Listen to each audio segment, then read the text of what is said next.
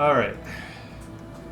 So the secret sword set up from Udamanyu to investigate some missing fruit, and that journey led them from a forgotten temple at the bottom of the lake to soar above the clouds in a fungal airship.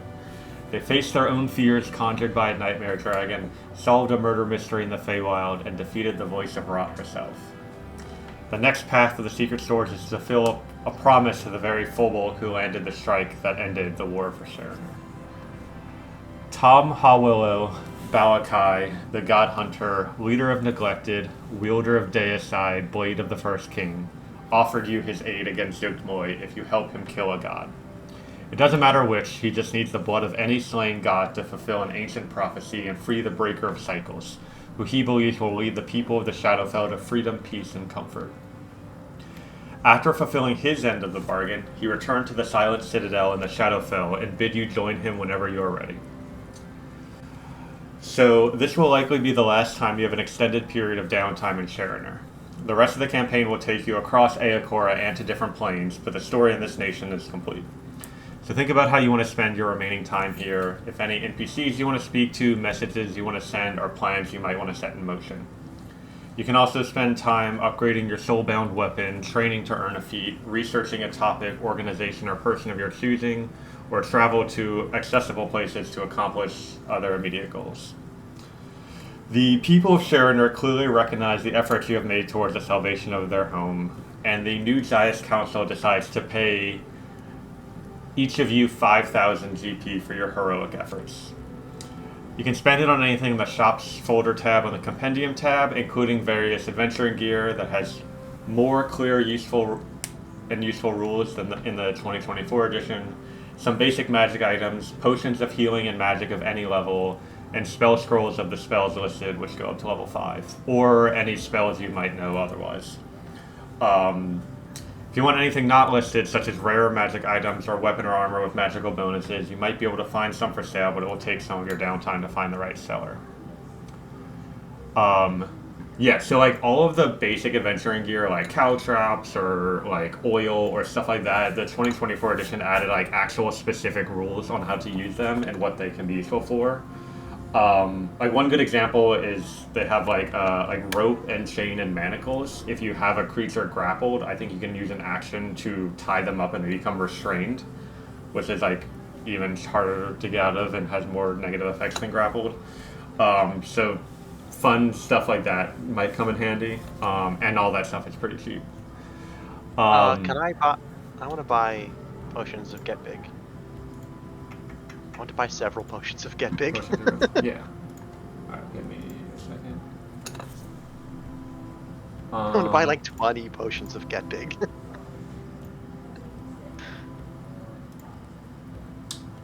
So, I'm going to go through one more little thing of setup for the downtime so that people can start thinking about how they want to spend their downtime and what they want to do and stuff. So the Fallen Phoenix requested that Sorkovan return to share his findings on the Harp of the Dirge Crafter and assist with some other missions they have planned for them. He tells you that he knows they have his wife's body, so he will use this time to build their trust with him while simultaneously searching for information about their involvement in her death and where specifically her body lies. He promises to return to aid the Secret Swords in the future once he has taken care of these responsibilities. He wishes you the best on your quest to aid Balakai, and shares with you the instructions given to him by Solomon of the Circle of Wildfire to reach the Shadowfell. Solomon's journey began with traveling to the Dragonborn village of Gaganum, which is over here on the world map, in the Scarstone Hills. There's a cave and a cliffside near the village that leads to an underground lake that serves as a gateway to the Shadowfell. Although Zuktmoy has been defeated, many other dangers still prowl the jungles of Sharoner, and Gaganem is a 4-day journey to the north, so don't forget anything you think you might need to make it there safely. So it's kind of up to y'all how much time you want to spend in Jalakabo or around Sharoner. But once, everyone's things are accomplished, then you'll have a 4-day journey with some survival checks and possibly some random encounters along the way before reaching Gaganem, where you can proceed into Shadowfell. Alright, so let me get that Potion of Growth.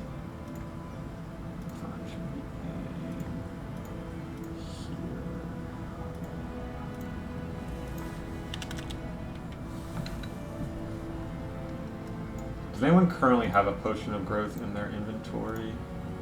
I do not think so. Oh, you do have one. Do I now? Not. I used to have one. I didn't think. I'm gonna change the icon so it looks less like a healing potion. Mm-hmm. Does look like a healing potion.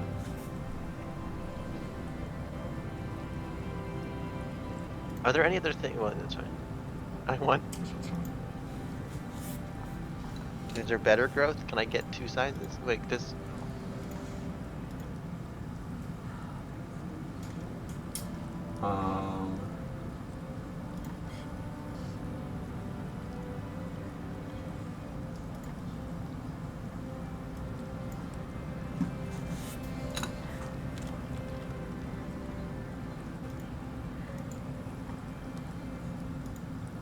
Okay.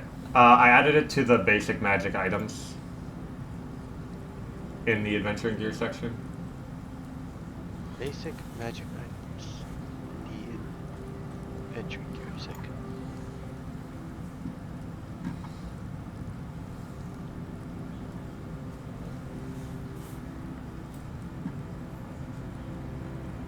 And how much money did you say we got? Sorry. 5,000 gold. This will also be. It's a lot. Wait, but that's. Can I just put 5,000 gold on in my inventory and then? I mean, you can put it in the gold section. Oh, it will not automatically subtract gold when you drag stuff over. Okay. I don't think. Well, let's find out. I'm gonna do it and see what happens. Don't think it happened.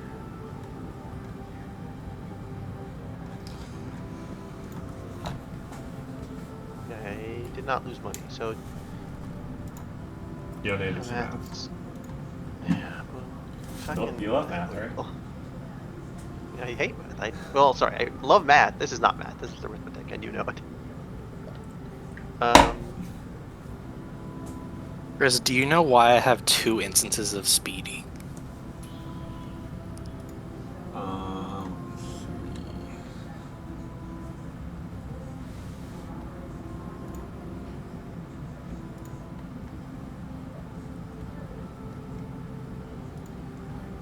So it seems like one was added through advancements and one I might have just dragged and dropped onto your sheet.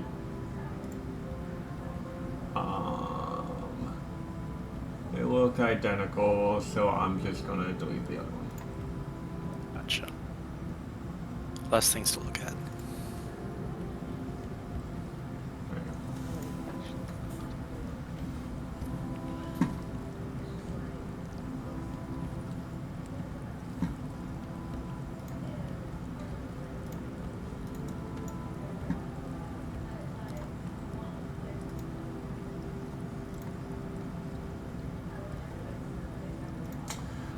Some other fun items in there.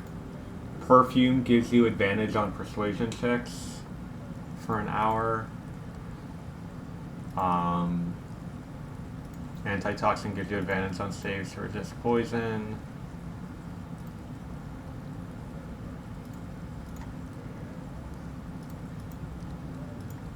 Signal whistle can make a sound up to 600 feet away. That might be useful to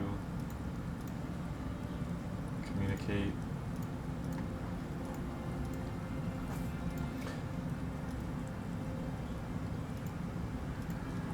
Some of you might have earned new tool proficiencies because every background gives a tool proficiency now, and so you can buy the gear for that.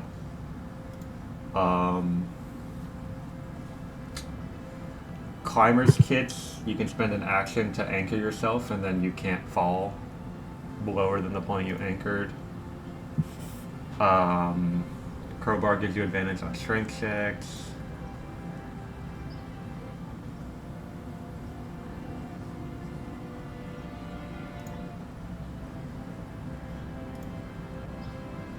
I'm gonna get sick. You can buy ball bearings, caltrops, hunting straps, nets, and other things like that that can be useful during combat. A map gives you a +5 on survival checks to navigate in a place represented by it. Books can give +5 on intelligence checks.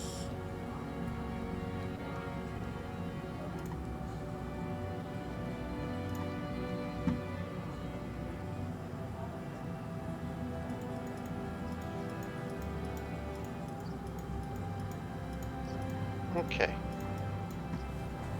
And this goes to 8.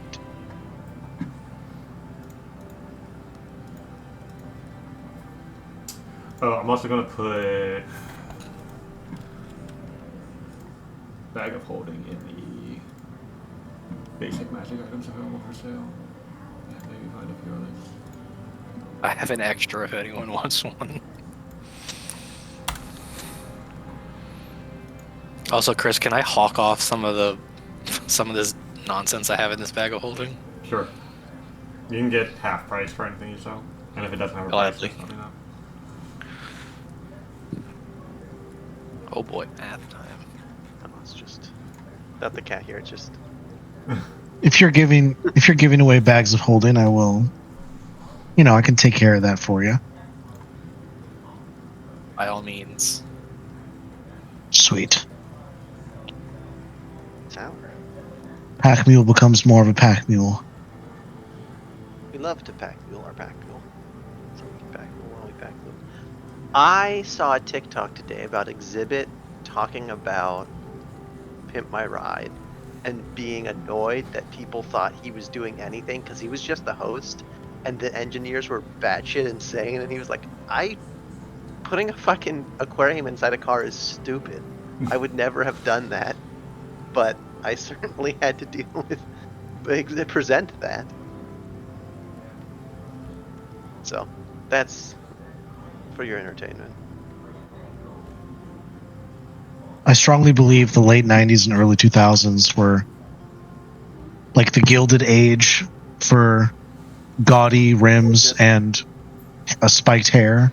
You know what I mean? Like, Yeah, just no, everything the Matrix thought it would be, it was. Yeah. Where are my proficiencies? Do I have no proficiencies that are not languages, weapons, or armor? That seems right.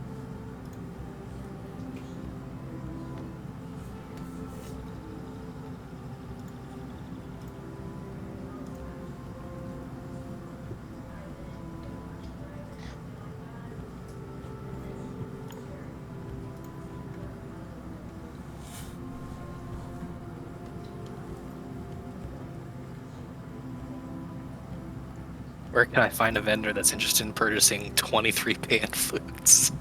23 what? 23 pan flutes. Oh, the Jalakabo Musicians Guild is very interested in. Let's go.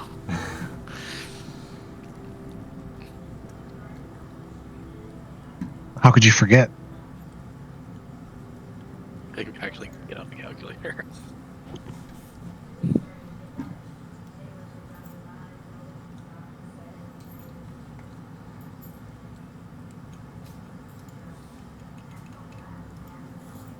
Chris, I have a bit of role-playable errand. Mm-hmm. If you're ready for it. Yeah. I will, when given a chance, visit my good friend Gareb in his library, and I'll try to find information on the any further information I can on the armor pieces of the First King based on the visions that I've had so far. Okay. Am I good to delete this bag of holding, Chris? Sure. Or are you asking other Chris if he's added it to his inventory? Yeah. Yeah, I'll take it. Alright, you handle it from now on. Yeah. If you go to Chris, if you go to basic magic items, they should have bag of holding in there you can add now. Cool.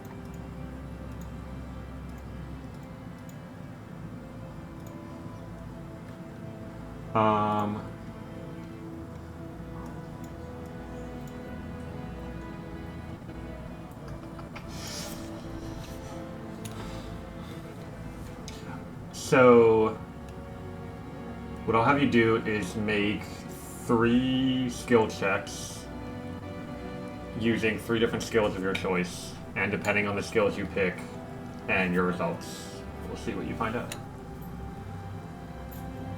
Okay.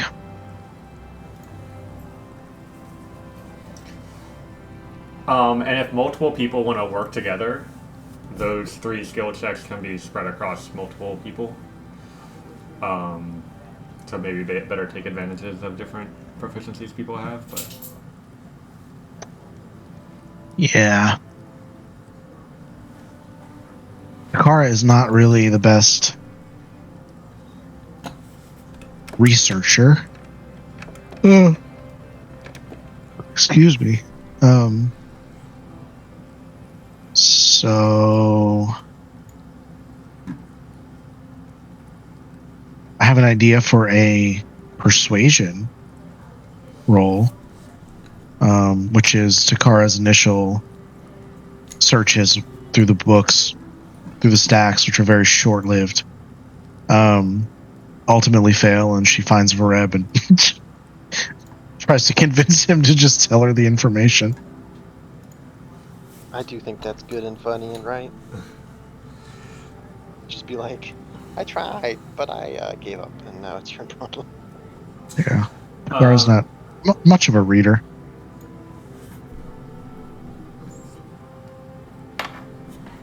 Alright, so yeah, you can definitely do persuasion for 1. Anyone else helping out, or any other skills you want to use for those other 2? I'm kind of shit at that, at anything involving. I would ask, if he is willing, I would ask my good friend Alistar for some assistance. Yeah, I will assist. Will assist? Is assist around? Whatever skill he thinks would be best for researching through some tomes is up to him.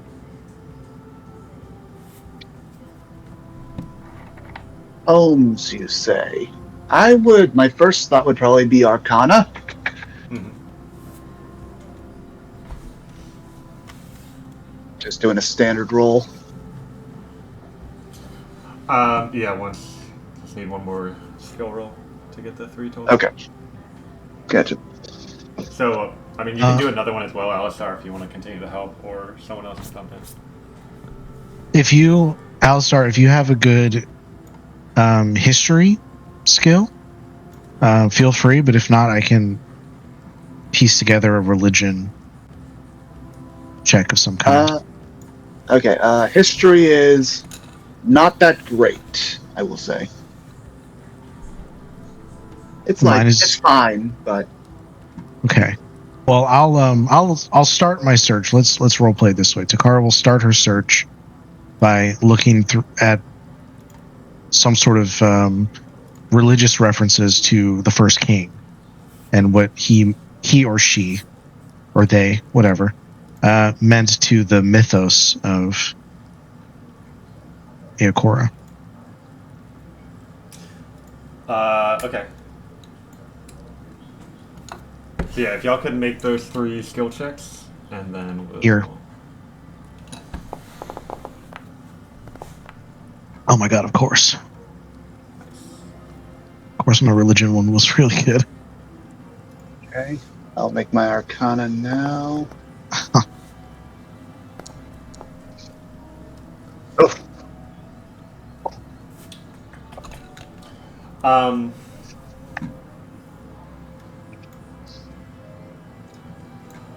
That bodes well. So... Okay, let me see. So what information do you remember from the visions you have seen? Well, Christopher, allow me to consult my notes. Like a good tabletop player that I am. LOL. First vision was an army of skeletons marching across desolate wasteland, and then my proverbial eyesight kind of zoomed in / focused to a mountain with a ominous-looking cave in the side of it. The second, and I believe at the time, I kind of got the feeling that was somewhere in the Shadowfell. And then the second one was that I felt I could not breathe because I was underwater. And that was the entirety of that one. Okay.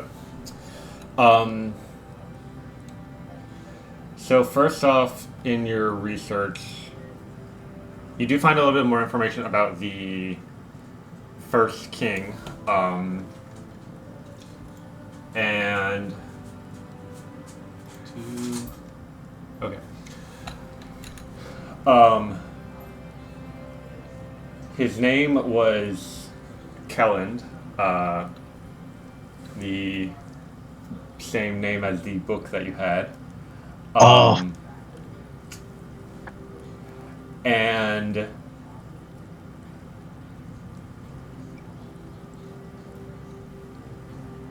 I think you still have that you still have that in your inventory, so that information there tells you a little bit about him.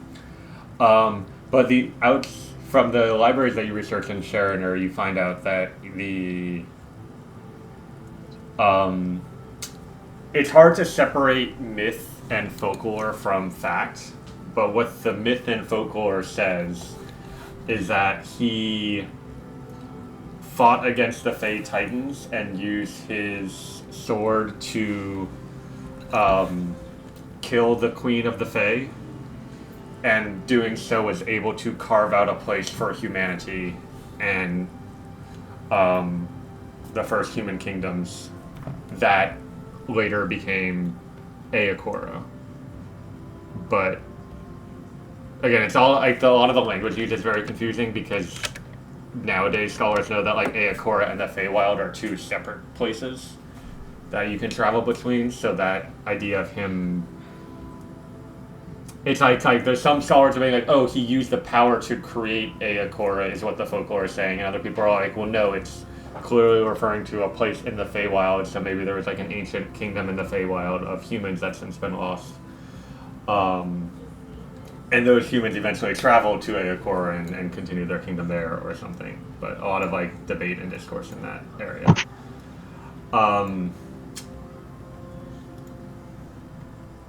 But what you do find that's useful related to you spend some time looking into the first king, you also spend some time looking into what the visions you've had.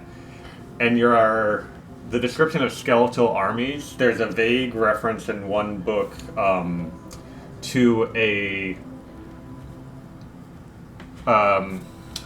Dangers of the Shadowfell, and it talks about how various types of undead seem to just rise and attack in the Shadowfell, but there is a large group of skeletons of various creatures that seem to attack in larger groups, called the Ivory Reapers.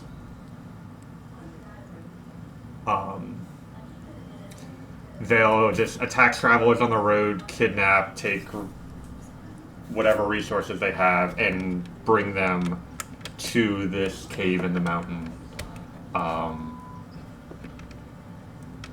But again, like it's hard to separate a lot of folklore from fact, and the location or name of this cave and mountain is not clear. Seems like a good question for the Silent Citadel. Cool. So that's where you're able to find out. What's everyone else doing?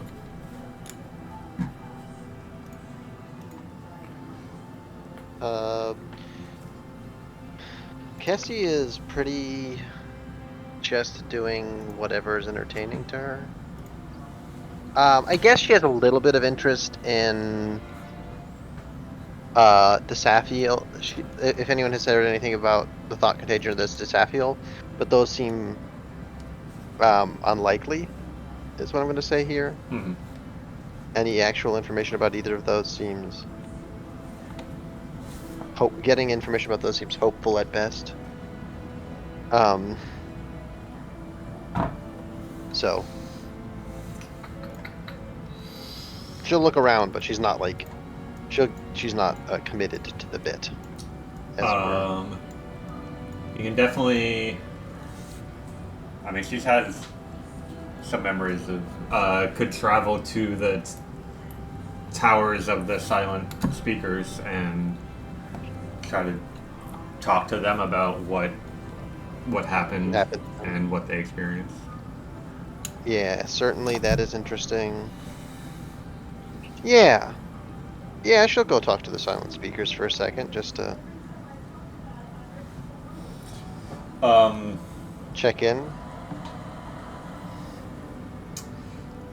So you head to FX and get in touch with them.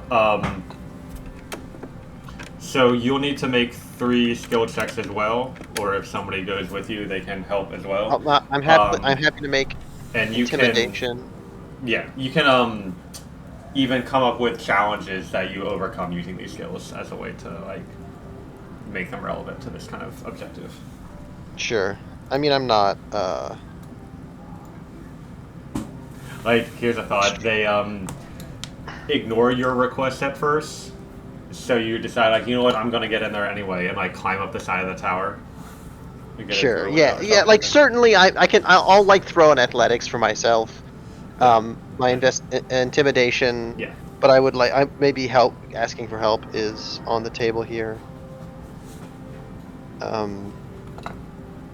Because I am certainly.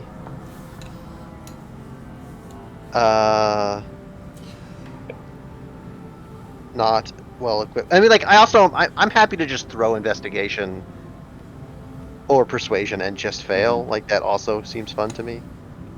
So. Yep. Okay. But yeah, let me just throw athletics. I'm gonna throw with advantage because I can rage for this, for my own entertainment. Intimidation, no advantage. We're not trying to shout at people. We're not trying to like the whole way. Yeah, and then we'll do persuasion.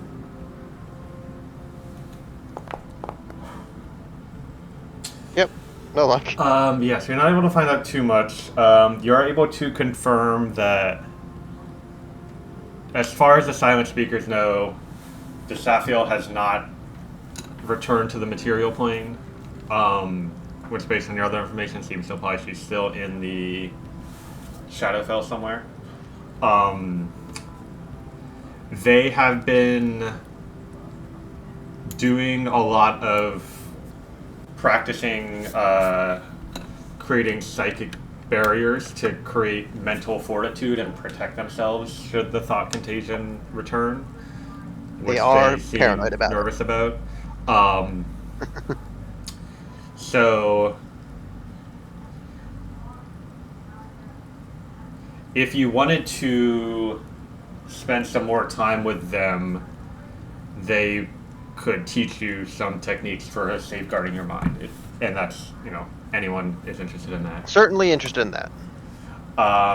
As long as it's not, as long as it's voluntary. I want to be. Yeah. I want to be able to not protect my mind if I am so inclined. So, 'Cause, give me a second. But because their organization was so damaged by what happened before, they're strapped for resources, so you'll need to pay 1,000 gold, and spend the rest of your downtime with them to get where it is. I'm into that. I'm extremely into that, even.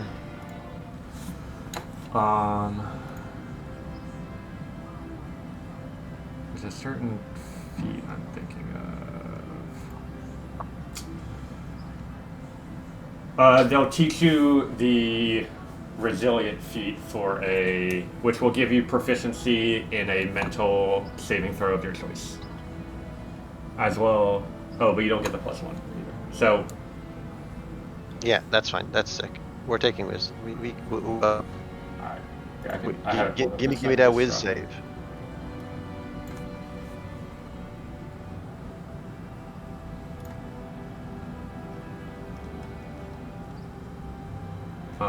So that should be in features now. Resilient.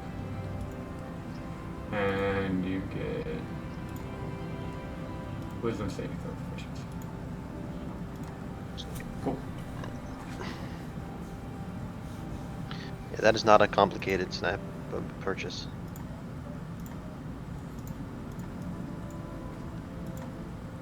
If you had rolled better, they would have given it to you for free. But I mean, a tragedy. I think I'm like, it is a tragedy, but also 1,000 gold isn't a price like that. Did you get the potions of growth that you wanted? I did. Cool.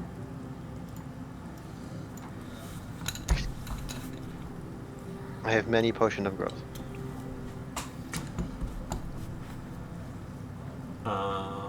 Spestra or And I spent the money for them too. Cool.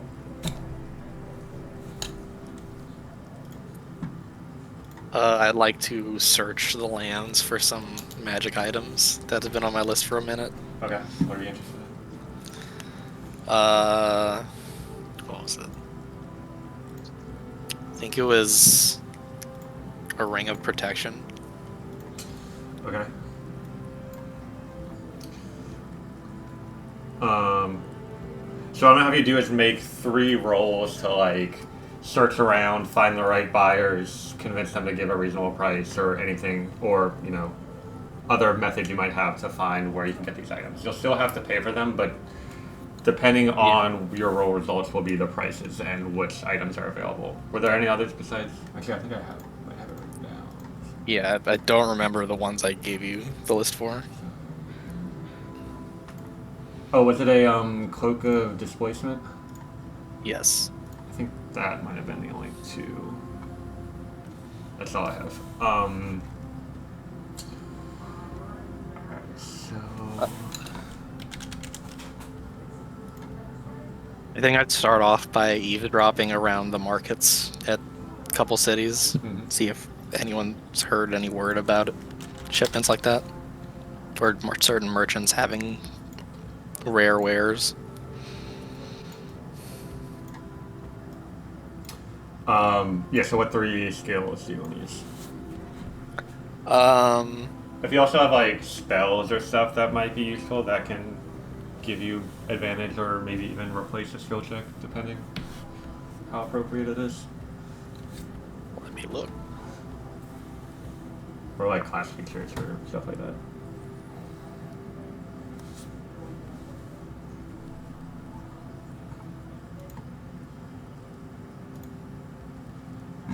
I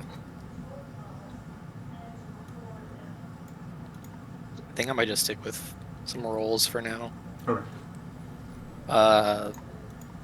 Perception to kind of hear the rumors.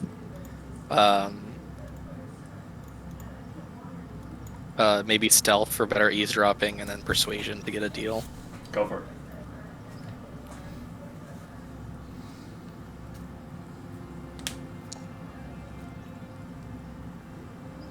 $31 perception. Nice.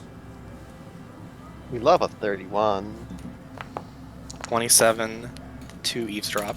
I need to keep, because I've been playing so much Pathfinder recently, like put my head back in the mindset of the 5e balance, because like, Yeah. 31 is like good. It's the equivalent of maybe like a 17 in D&D, at least at the level I'm at in Pathfinder. Yeah, okay. You can get a, let's see, yeah, that's pretty good. A Ring of Protection for 800, and a Cloak of Displacement for 2,000. Oh, for both of them. Cool. Okay, let me 2800. put those in inventory. Undo. have, whenever everyone's done with their first round of stuff, I have more shit. Just FYI, Chris. Cool.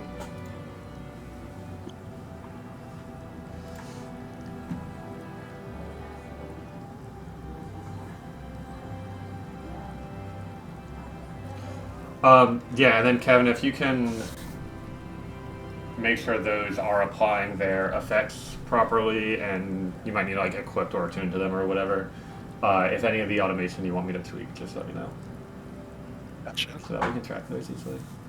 Yeah, because I'd like to. I've gotten familiar with the system now, so anything that anybody has that's like any kind of temporary effect that is just like useful to have a reminder, a little icon for, let me know and I can like set that up pretty easily. And I can have it like attached to the item and even do things like, if it's simple enough, have it like turn off under certain conditions or turn back on, and there's all the little things I can configure in there.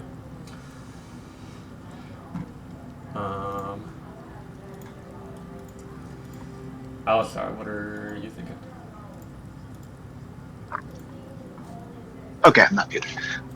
So I guess the vast majority of my time would probably be spent just, overseeing the rebuilding of Jalakabo, just making sure that, all of the fungus problems have been resolved and we start rebuilding the city. But in my spare time, I would say what Zugmoy had said right before her defeat, I think it was something along the lines of like, she had been promised like power or success this cycle or something along those lines. And also learning from Heffine that Ekinar had specifically prohibited them, or the gods rather, from intervening in Zugmoy's invasion. I would start being like very concerned as to what is going on as far as like, things looking forward and regarding the cycles and all that. So in my spare time, I would want to essentially continue my research into, what the cycles specifically are, or Ekinar, or, any kind of like ways to continue trying to contact Ekinar, travel maybe even to the plane that he exists in. I think it was the realm of the Ageless is what I have written here from my original time researching into him as well.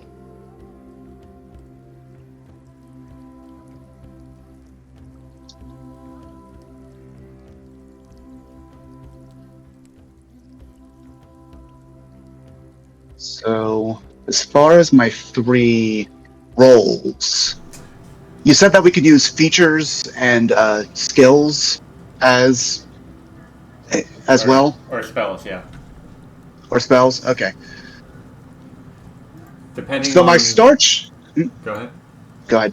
No, you please Okay. go Well, I was ahead. just going to say, like, depending on the spell or the feature or how it applies, it might either give you an automatic success or just give you advantage on a related skill check. Just depends on what makes sense.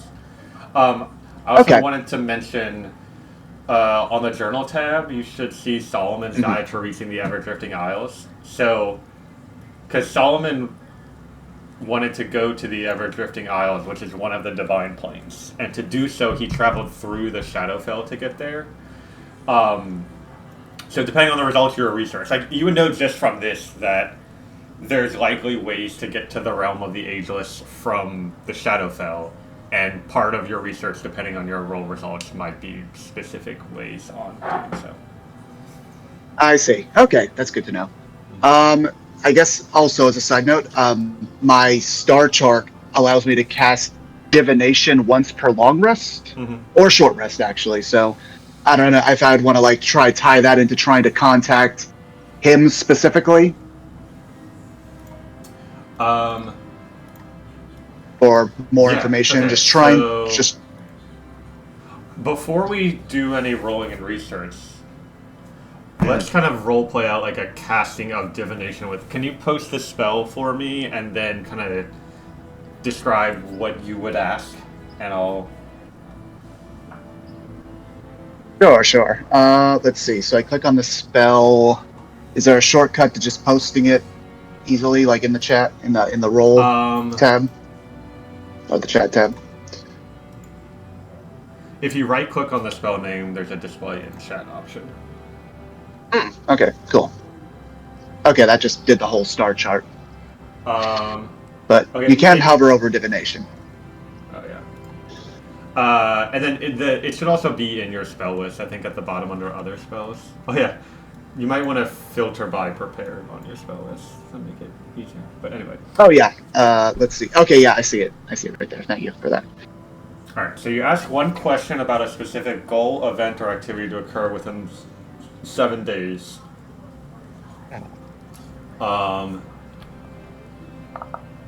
So I would suggest kind of the way to think about this is like, yeah, you're limited by the spell to ask about a specific goal, event, or activity in 7 days, and the DM offers a truthful reply, which might be a short phrase or cryptic rhyme, but you're trying to kind of gauge, from what I understand, like Ekonar's goals and motivations, maybe.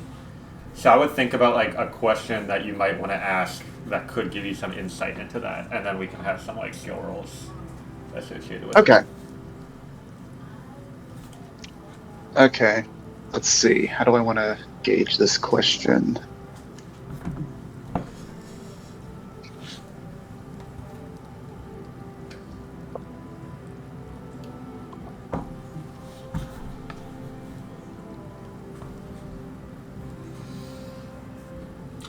While you're thinking about that, Takara, you said you had something else you wanted to do?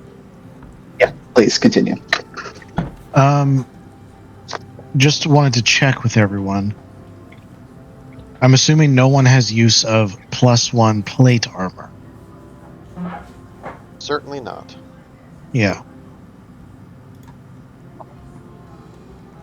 Alright. Well, just good bit of kit, so I just wanted to double check before I sold it. Chris, can I just add the value of it and just delete it? You could sell for half value. Did you have other armor? Oh, half. Okay. You were planning? Yes. I was wearing something else, I thought. Lol, if that's what I'm wearing, that's funny. Let me check. I have a backup save of your old character sheet so I can see. Oh, I remember what it was. I have a God's Hollowed Ingot. So I was planning on...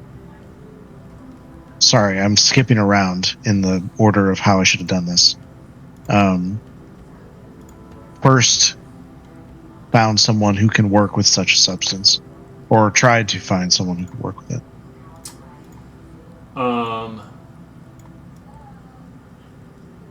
Yeah, so that's gonna be not an easy task, but you can do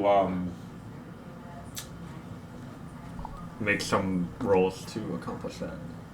So Yep. 3 rolls. Yep. So forget what I said about the plate armor. LOL. That's several steps down the list that I'm skipping through. And your intention is to craft God's Hollowed plate armor? Yes, because I saw that Balakai, if I'm remembering correctly, was already wearing the plate armor of the First King, the chest piece, right? He has the armor and the sword. And I'm not taking that from him anytime soon, I don't think, so that's what I was going to use the ingot on. Yeah. Okay. Yep. So you'll need to make 3 skill checks or similar abilities or spells usage. I will. Where are we currently? What's the name of the town again? Galacabo? Galacabo. Thank you. I don't know why I can never remember that name. A little flag on it on the world map. I'm gonna find. Oh, you're so right. I'm gonna find the local blacksmith. Okay. Yeah, there's a red-haired elven man who talks about how he's glad to be back because he's been working this forge for over 1,000 years, but had to flee when the mushrooms took over. 1,000 years? That's not Takara's voice. 1,000 years, you say?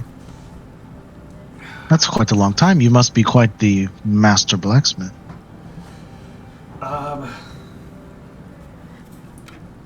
The ore's not too rich in these parts, and a lot of what people use is easier to create with wood or the magic of the druids.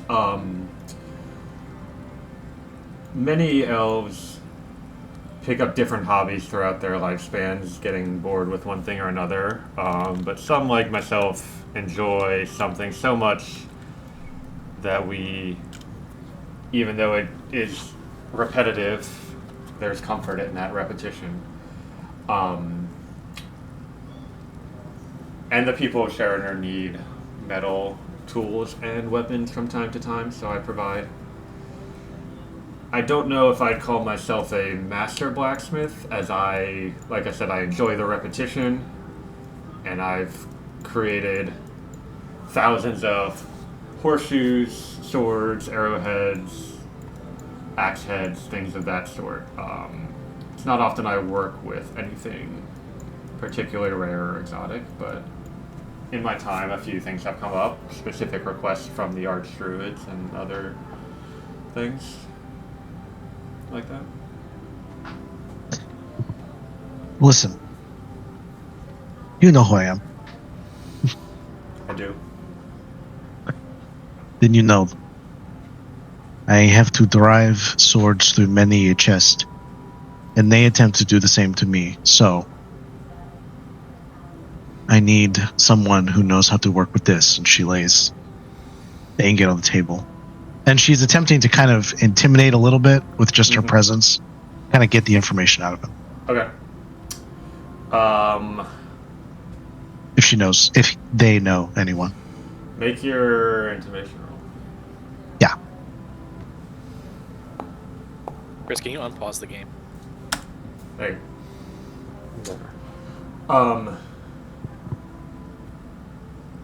Gosh darn it. I will. It's been a long time since I've seen something like this. I've heard rumors of God's hollowed metals, but never come across one myself. Give me some time, and a few days pass, and then he sends you a message. So, to craft something using this, and I'm assuming you explained to him that you want some plate armor.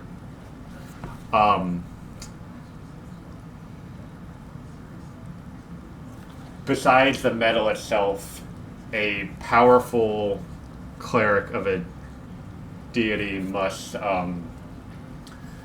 bless and pray over every step of the smithing process. It requires the utmost skill of the blacksmith, skill which unfortunately I don't possess, but I might know some who would, and a lot of resources going into the process. You know, I've heard your name and what you've done, and you're a paladin, right? Maybe you have the faith required to bless the process.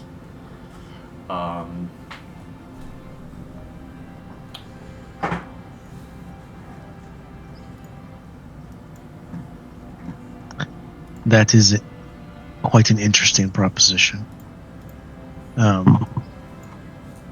Well, who is the blacksmith worthy of such a metal?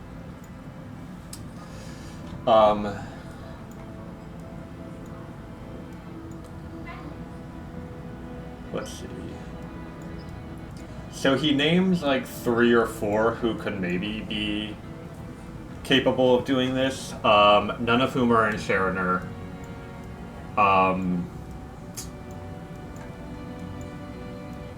And also mentions that the rumor or the books talk about the gods themselves having, when a smith whose work such metal passes away, their spirit enters the realms of the gods where they continue working wonders in the heavens to bring glory to the gods, and so that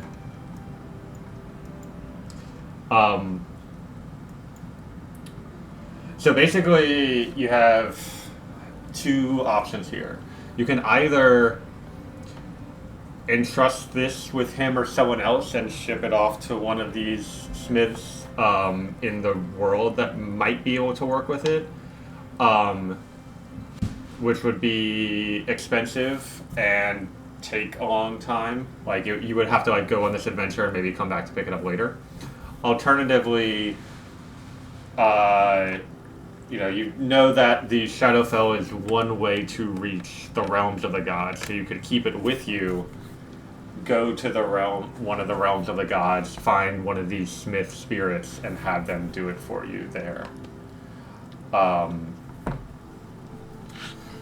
If you just left it with him, what I would say is basically the next time y'all come, like, finish an arc and have some like extended downtime, you could return to Shadowfell to pick it up completed, and that would cost 5,000 gold. Whereas if you brought it to one of the heavens,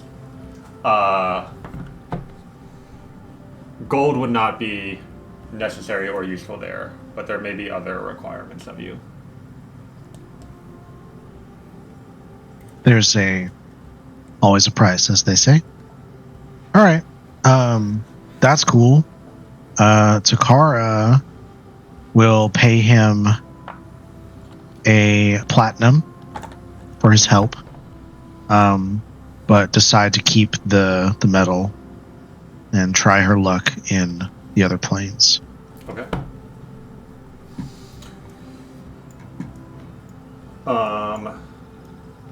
Cool.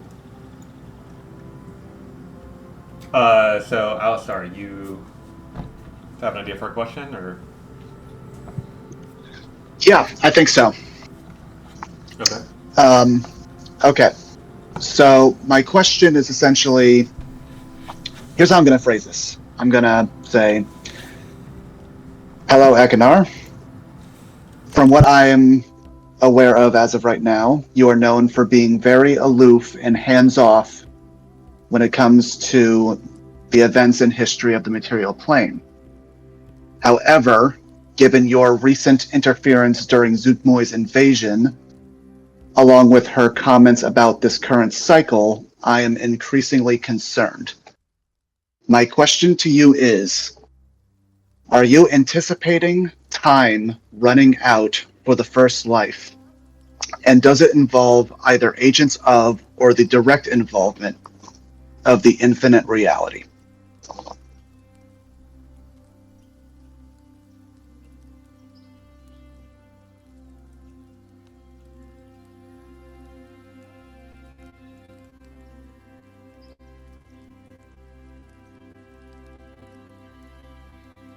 Where are you when you cast a spell?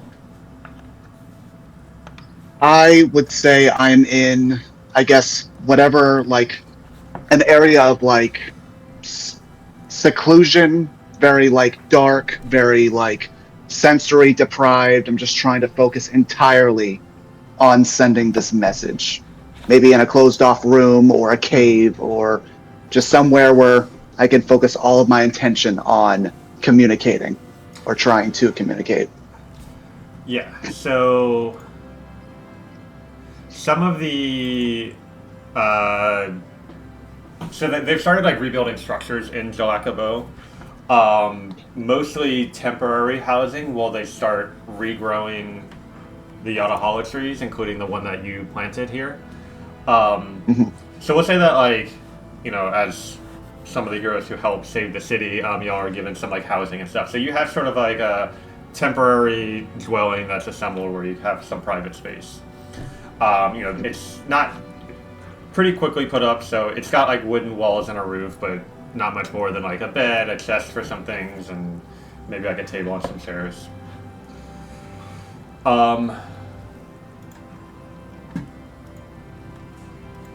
You... Let's see.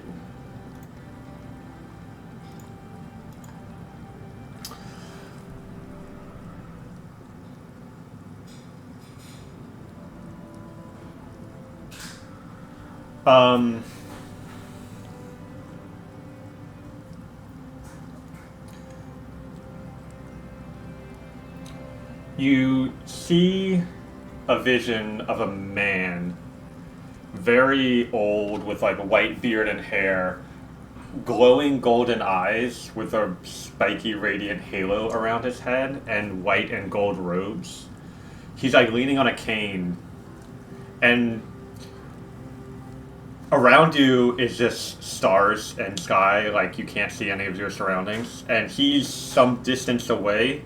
But it's like, because there's no other reference point, it's hard to tell if he's very far away and very big or just close and normal size. But either way, he's looking down on you.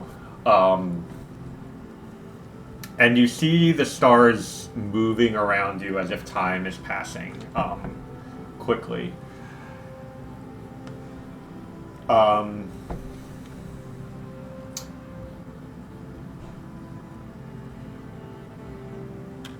And he speaks, saying,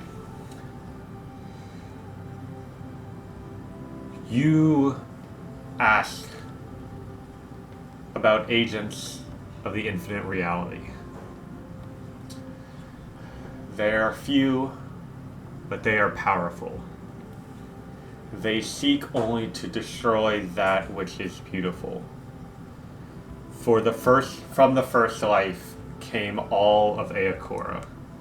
All of your experiences, all of your joy, all of the people and places you know and love. Should these agents succeed, everything will be lost. Nothing will be the way it was, and only chaos and destruction shall reign.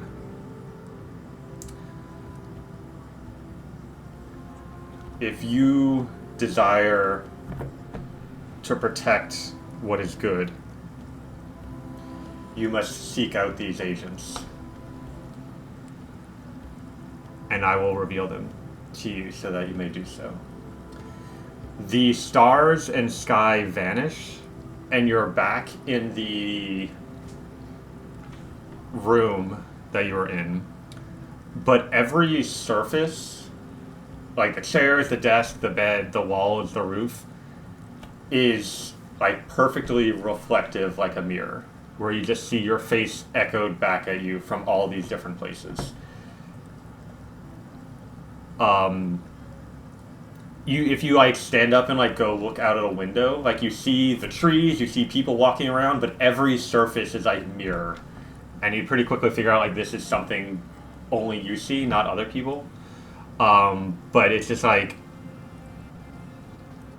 you see the shapes of things, but everything is perfectly reflective except for yourself.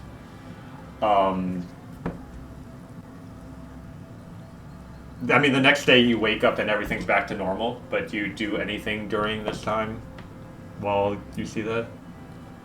I guess I would try, I guess instinctually, I would try to see, like, okay, is there anything else that is either not a reflection other than myself, or anything that, like, the reflection looks any, like, particularly different rather than just a reflection? Do I see anything else in anyone or anything? Make a roll for me to try to figure that out. You can decide to Okay, see. what do I want to roll? Oof.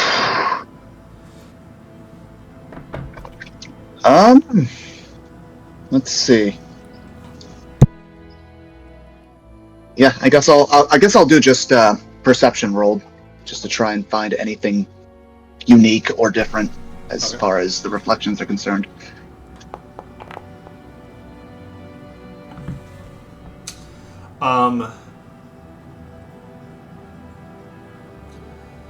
So let's see.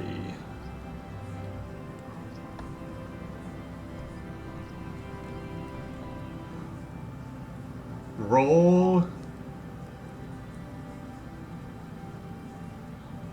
Actually, no. Okay, so you notice,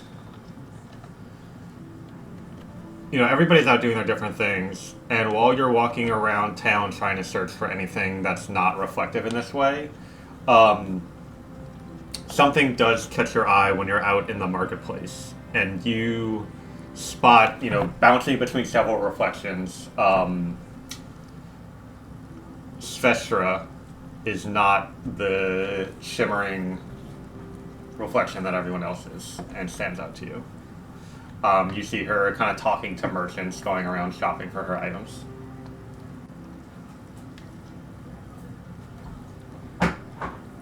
And there's more you'll find out, but if you want to talk to Svestra or do any other observation in that merchant area, let me know.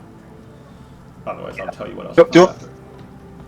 Okay, I mean, I guess this might be related to, or might be a side thing we can do later. But do I have any idea what this phenomenon that I'm experiencing even is? You can make a roll to try to figure it out. Drugs. Groups? Let's see. I guess I'll try Arcana to see if this maybe has any sort of a magical quality to it. Mm-hmm. Let's see. Yeah, so you sense that this is magic that affecting you, and you can tell it's divine in origin. And based on the conversation earlier, you're kind of able to piece together that this is Ekinar trying to show you who he thinks the agents of the infinite reality are. And so far, the only two people you've seen that you can actually see normally are yourself and Svestra. Fascinating.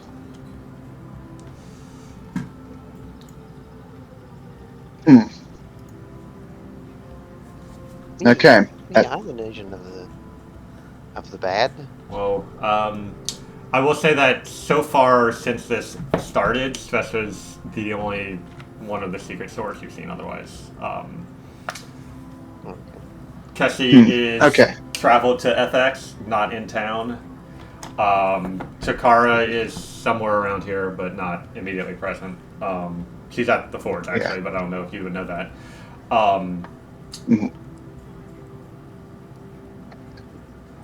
Yeah, I guess as a side as well, I kind of had the suspicion that whoever Kessie's benefactor is might also be tied to that as well. So, if possible, I would try to make an effort to try and find Kessie before or while this phenomenon is happening. So she's just to confirm my suspicions.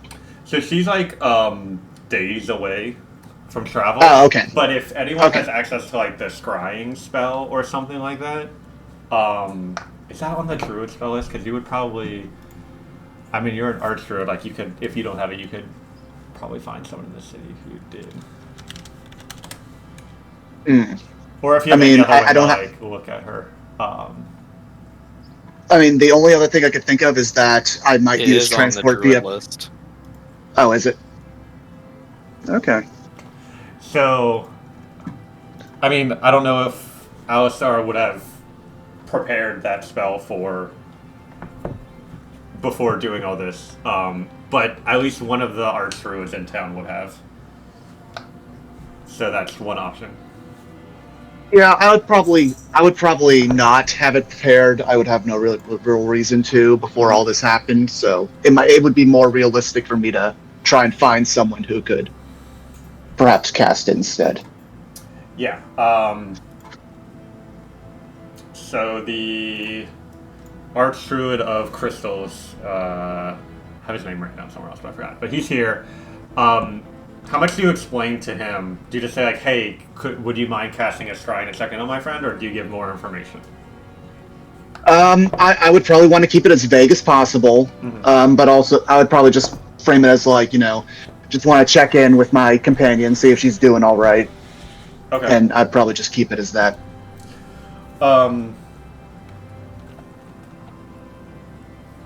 Yeah, and it is a little hard to navigate with this effect you're suffering from, but you're able to kind of get the hang of it eventually. And it's like hard to recognize people, so there's some discourse to like trying to figure that out. But so you leave Sveshra and don't say anything to her from the market in the marketplace. Not right now. I guess I'd have to try and figure out what to say right now. I don't have anything to say specifically right now. Okay. So the druid casts scrying by conjuring up a large spike of ice, and then on the surface of the ice you see a vision of Keshi kind of sitting cross-legged on a white, would be white marble floor, but it's completely reflective. You see 6 other people that you don't recognize that look reflective, but you can tell from the shape of it that they're all wearing masks, and they're all holding their hands on Keshi's head, and she seems like intensely focused. Keshi is not reflective. You see her like you normally would. Okay. Oopsie. Okay. Noted. I will thank them for their time, and then I guess I'll. As you're there's probably kind of like a central command area where the archers are operating, where you met with him. As you start heading out, you do notice one other person who's not reflective, and you see Assist, who came back after the Zookmoy was taken care of and has been providing resources to help rebuild Sharoner, like coordinating trade routes with other places and providing, like, he came with a bunch of resources from the Fatebound, and several other people that he's kind of been in charge of.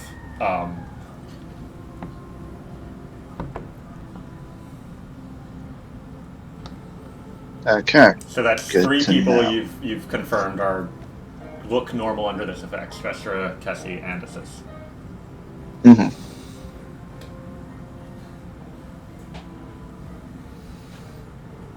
Yeah, so given my suspicions now on what's going on, yeah, I'd probably just want to spend the rest of this time just trying to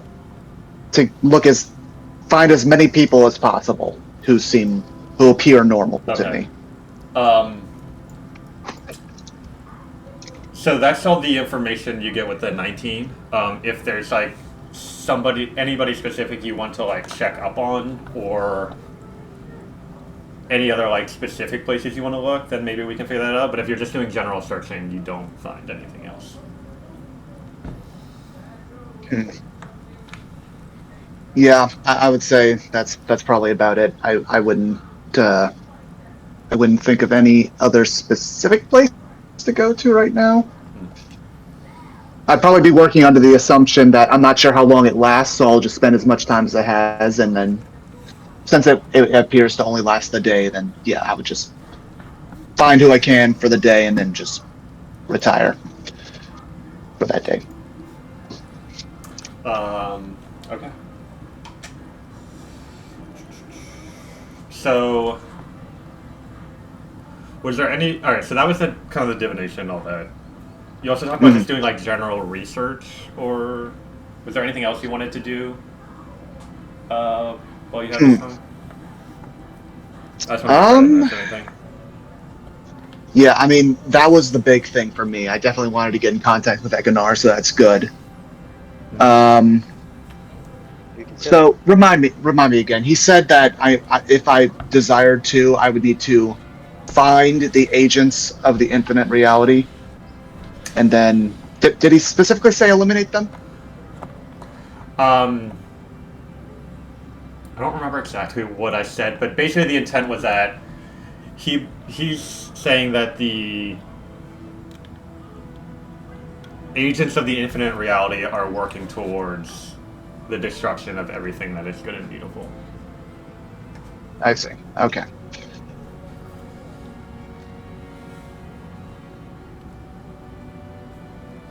Who sent Alistar to meet up with me? Was it Ekanar? Sent. Wait. Which person sent? You can't, don't bite me. Sent the visions of vision. Whose God's visions? Whose visions did you follow to me? Oh, you mean when we right before we first met, when I had that vision of your arrival? My assumption is that it was always my assumption that whoever was in charge do the star chart. I am currently under the assumption that it was Ekanar. Okay. So I am working under that assumption, but I'm not sure, 100%. Yeah, no, it's just this is just me trying to do some mathematics. You know, some mathematics.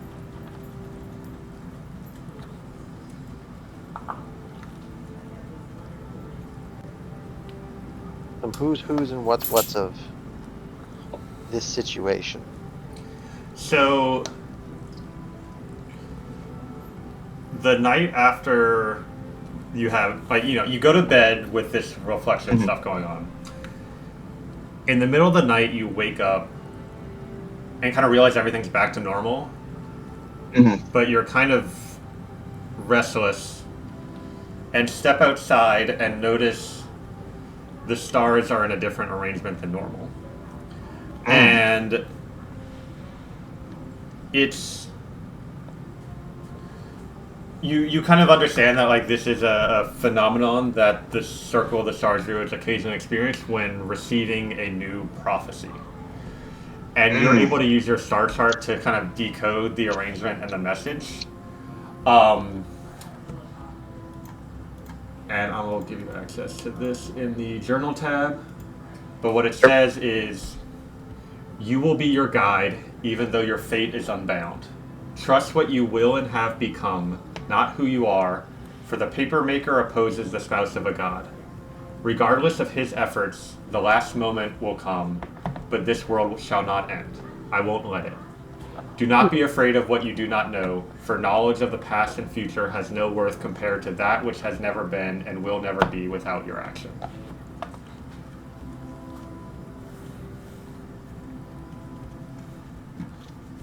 Don't worry about it. Chris, I think you're muted. I was talking to myself. Okay. Get prophesied, idiot. Yeah, get fucking divined, bitch. All right, much to think about. Much to think about. Yeah, it's like yeah, it's like that means something to somebody, I'm sure. But ask divinity related questions, get divinity related answers.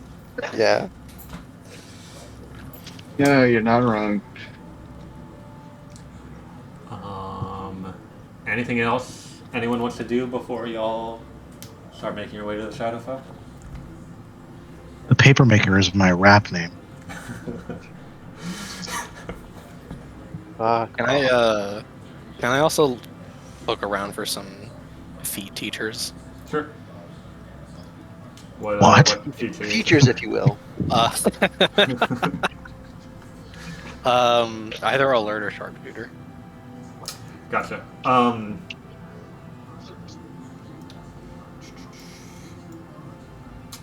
Yeah, both of those are definitely available here. Lots of well-practiced archers and scouts in Jalakabo.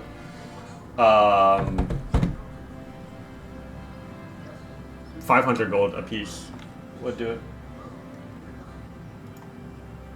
Can I get both? Yes. I will get both if possible. Yeah. And have you looked at the new sharpshooter? Yes, I am looking at it right now. Then yeah. I think it's that's much more useful than the old variant. Svestra is looking for various ways of protecting and getting kind of ready to be isolated in the Shadowfell, because she's suspecting she won't have much contact with Mother there. Also, you don't get the ability score increases from these. Just the features. Oh no, I can't increase my dex to plus 21. Oh no.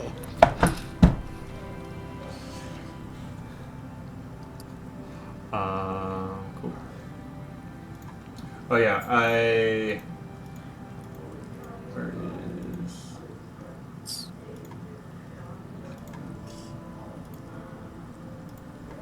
Somewhere I have... Okay, here it is.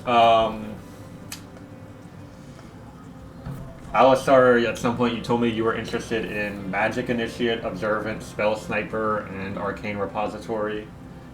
Takara, you mentioned Mage Slayer, Mountain Combatant, Heavy Armor Master, Shield Master, Athlete. Kessie, you've mentioned, or maybe, but I have here. And do I have time to learn anything new? If it kind of makes narrative sense for someone in Zalakovo to be able to train it, which is most of them, I'd say let's say everyone has time for 2 feats, for 500 gold apiece. But I already spent 1,000 gold on a feat, so fuck you. But but that one is not available. It's very good. Well, yeah. It's also very good. Yep. So we're not that complaining about the situation we're in. But I have in your list Athlete, Charger, Durable, Eldritch Adept, Fighting Initiate, Unarmed Fighting, Martial Adept, Mobile, Resilient, or Tough. If you're interested in any of those. Yeah, those are all cool. And you can see all the feats if you go to Compendium Packs, Player's Handbook, and then the feats compendium. I'm gonna certainly spend, if I can spend for a feat. I'll probably do that. That seems too good to just pass on. Yeah, and mostly I'm doing it this way because the chances of finding someone to train these feats in the future is pretty low. Like being Okay. Sorry, let me. Sorry, where'd you find it? The Compendium tab, the Player's Handbook folder, and then under the item subheader, there's a feats compendium. Feats. And anything in there is available except Epic Boon feats, for obvious reasons. You get those at level 19.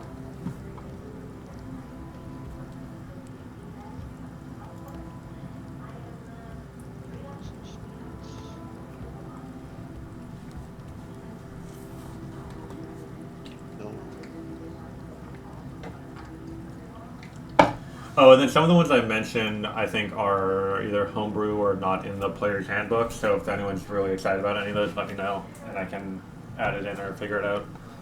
But I think there's any new ones.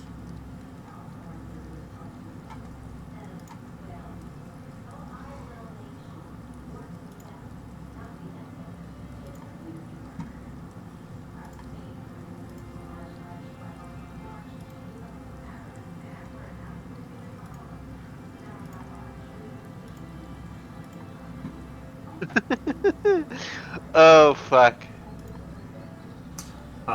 Skill expert is another good one available to anyone that gets you expertise in a skill and proficiency in another one.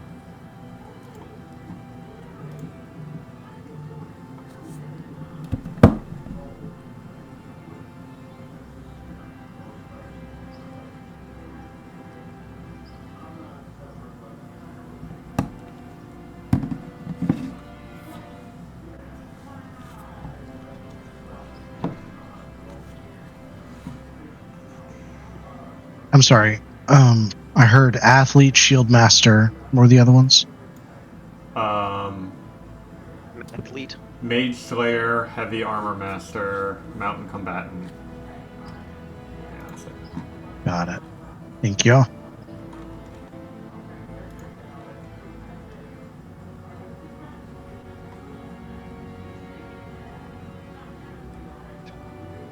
Would you mind mentioning mine again, Chris? Magic Initiate, Observant, Spell Sniper, an Arcane Repository, which I think is a homebrew one I made. That makes it easier to get spell slots back on a short rest. Mm. Let me pull that up.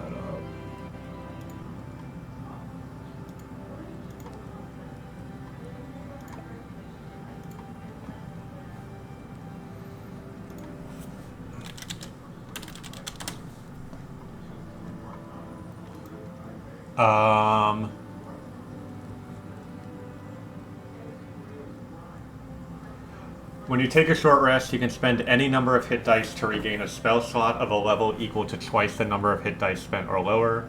Alternatively, you can regain a number of first or second level spell slots up to the number of hit dice spent.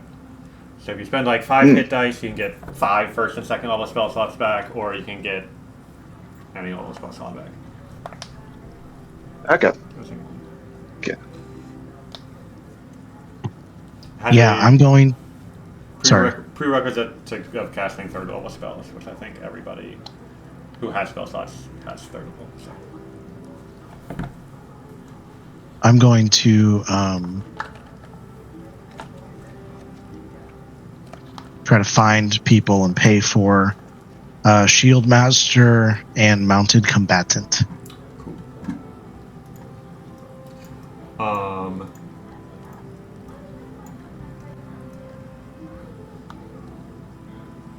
Yeah, that sounds good. Sick. So that's 1,000 gold. Yep. Cool.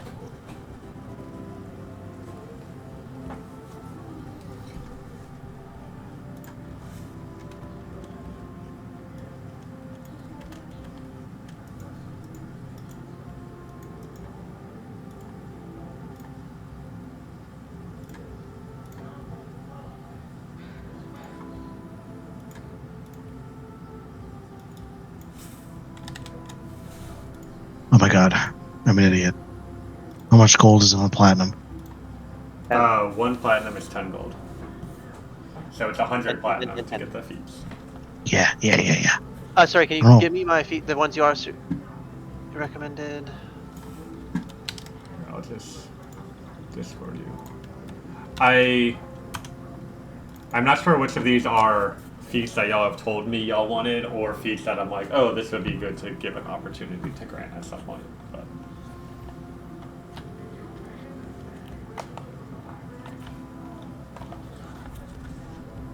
Yeah, Charger looks goofy in a fun way. I think they buffed it in this version too, because it was not too great before.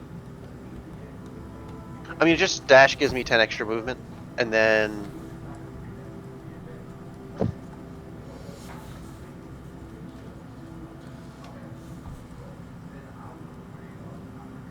I get an extra damage when I charge. Just moved at somebody, which is like pretty common. Yeah, and I'll say oh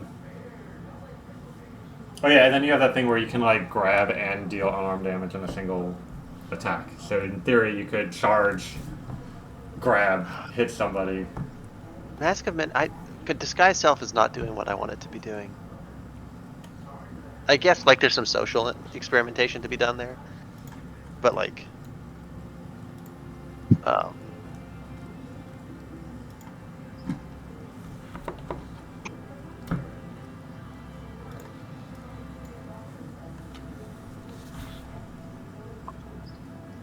what is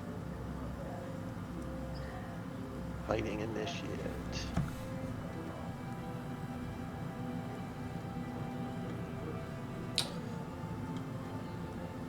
Yeah, that might have been from a different book. It gives you a fighting style, which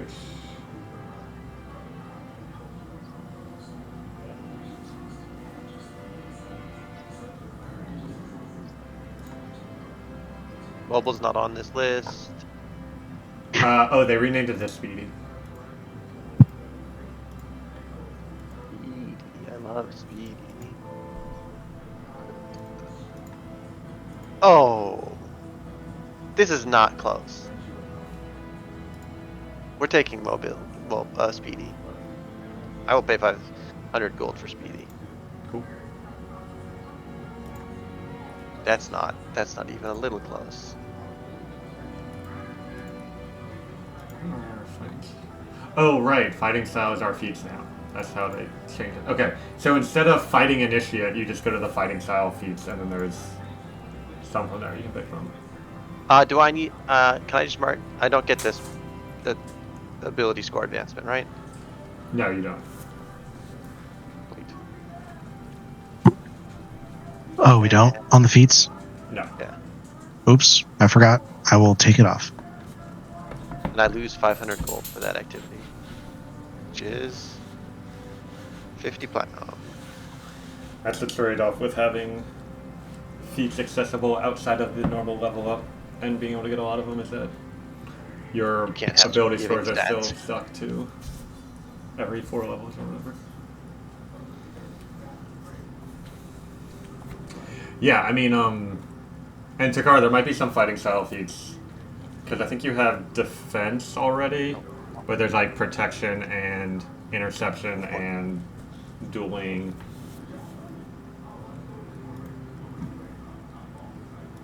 Hey, That would all work pretty well. okay, go.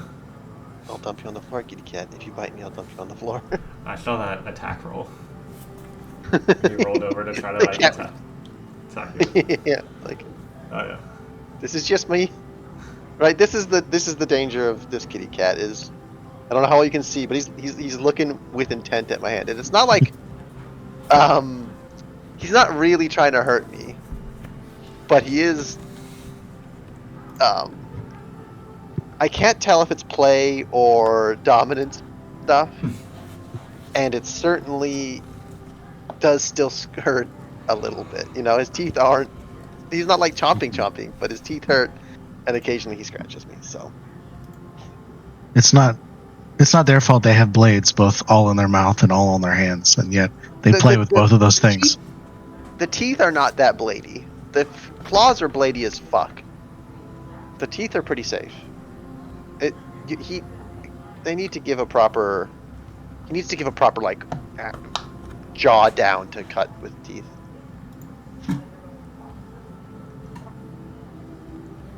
Yeah, the teeth are actually like I feel more safe with playing with this cat's teeth, even though being bitten by a cat is worse than being scratched by a cat if it wants to hurt you, because he's not trying to hurt me. And so they're not little razor blades that will cut you if they touch wrong. You know.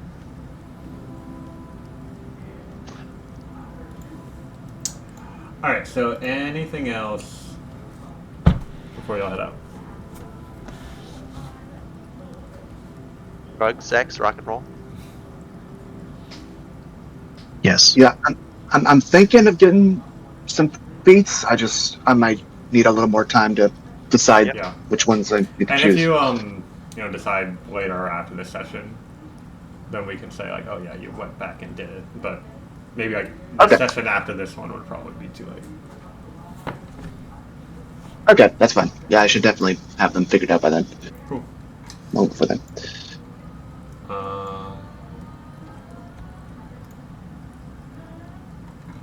All right. So what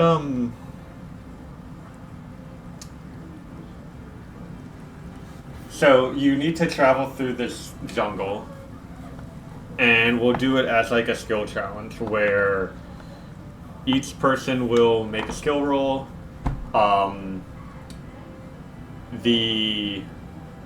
You can kind of describe whatever challenges you faced along your way or anything else that might justify you using a skill that you think is appropriate. And then depending on the number of successes, we'll see what happens along the way. But before we do that, we're going to take a break to use the bathroom and stuff. So we'll be back in a bit.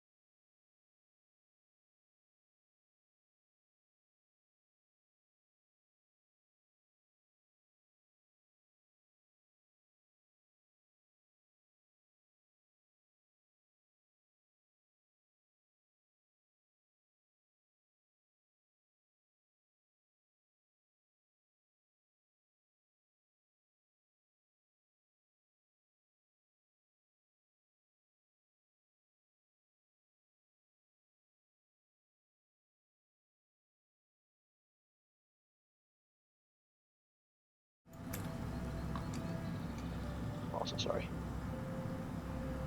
Yes. Um,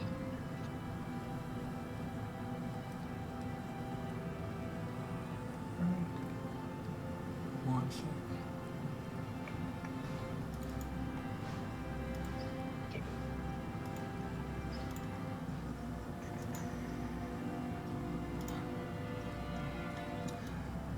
So what skills are you using to travel safely through the jungle?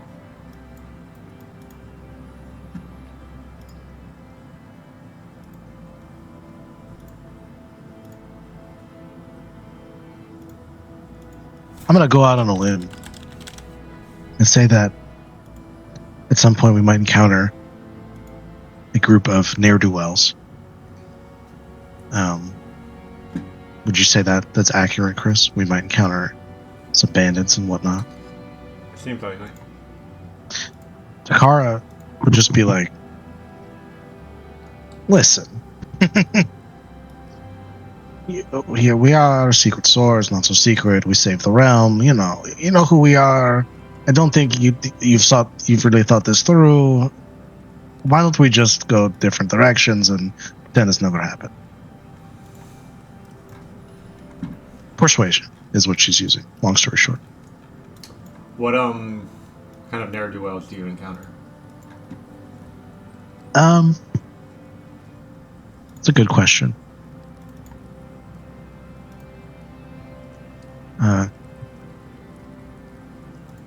Misfits, perhaps a motley crew of various humanoid adventurers whose might be cash poor, didn't necessarily make it as fortunately as the secret swords did. Let's say there's a female woman dual wielding great swords, a dwarf with a hammer and shield, a half elf with large bow, and a elven half tiefling woman with a fancy rapier, and they come here to demand your money. But let's see that persuasion check. Say those are our characters from Joe's campaign. Just to not leave you out of those. Good.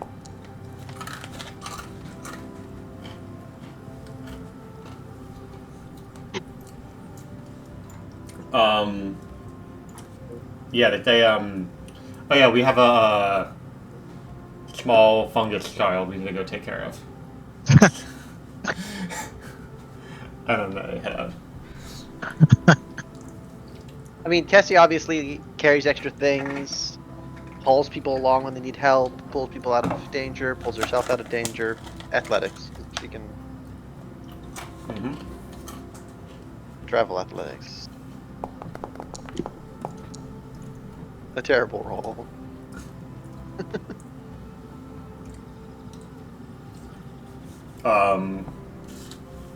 Yeah, you're able to accomplish those things with each.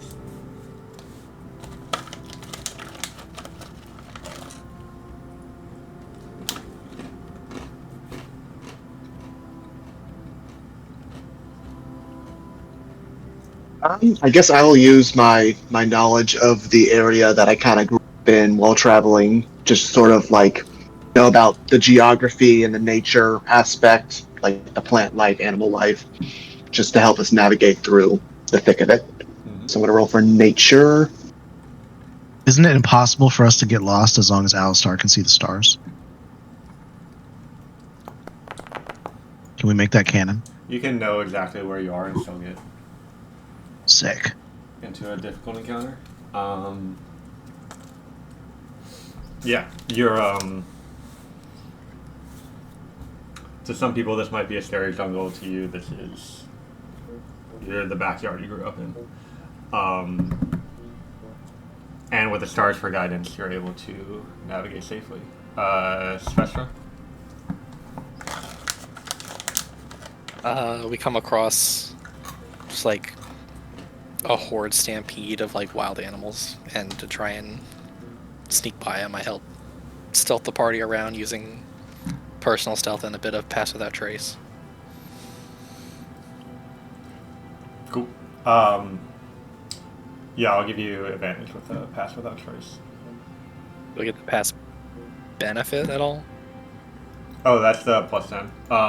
Yeah. Do that instead of the advantage. Okay. Forgot about that.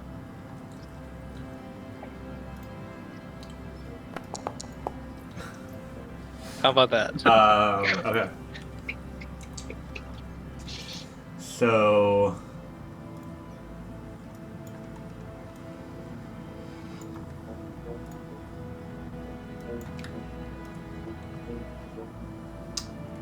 Still gonna have one little scene on the way, but if you had not rolled as well, things might have been worse. Alright.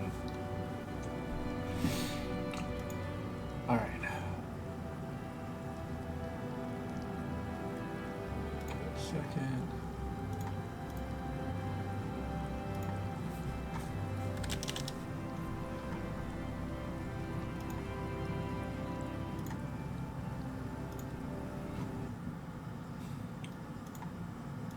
So as you head deeper into the jungle, the trees thicken and barely any light reaches down to the ground, even in midday. The road you walk becomes harder to follow as roots crisscross it, and you do your best to stick to it. A large tree blocks the middle of the path, and you circle around it, but there's no sign of it continuing on the other side. Glancing around, you notice splatters of long, dried golden and purple blood on the ground, and you realize you've been here before. This is where you encountered some strange mirror-like creatures carrying a demon and angel that you fought. You notice that the blood of the angel and demon has soaked the roots of one of the trees nearby, and before you can ponder what that means, roots burst from the ground and try to entangle you. Everybody make a strength saving throw.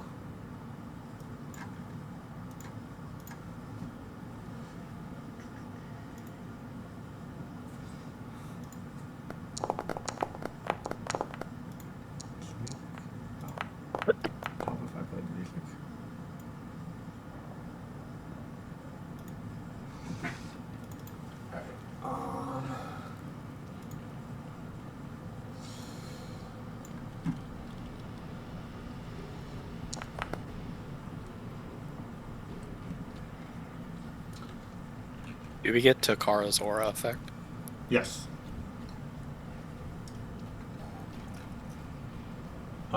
Did it add it in there for y'all? No.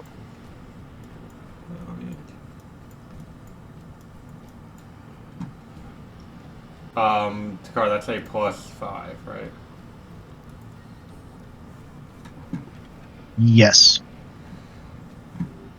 Okay. I don't think that changes anyone's results. So. Let me, before we continue, I have a rollable table I must roll upon.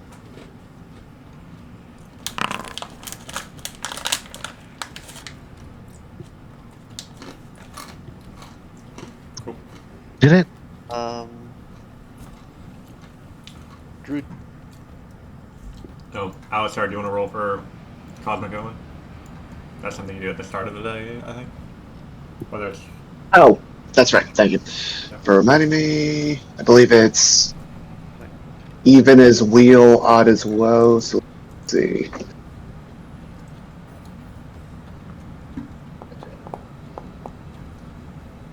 Wheel it is. Alright. So, Svestra...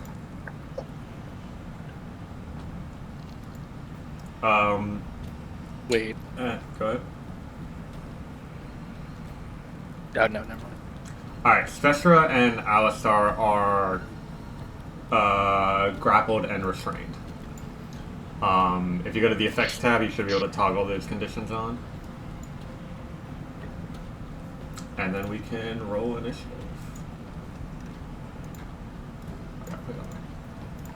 What in restrained? Grappled. Okay. I guess it doesn't make a difference. Well, the fact that it's grappled means you can like use your action to try to break out of it.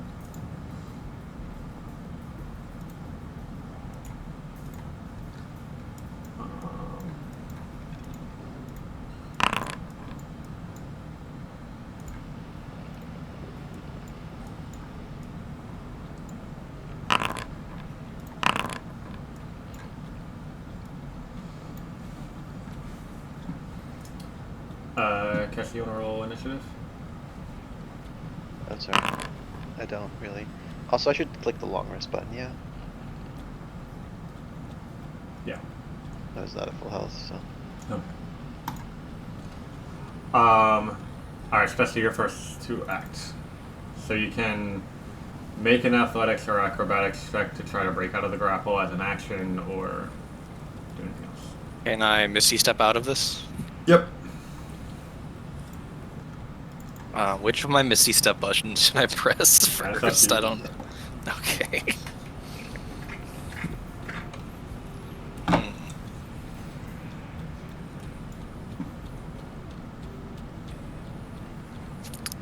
This is actually kind of confusing just because there's so many sources of it.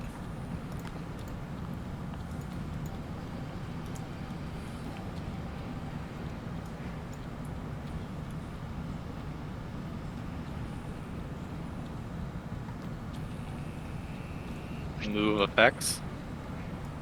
Oh, and the other thing is it would have pulled you towards the tree when it succeeded, but it didn't matter for you. Yep. I assume the tree is very bad.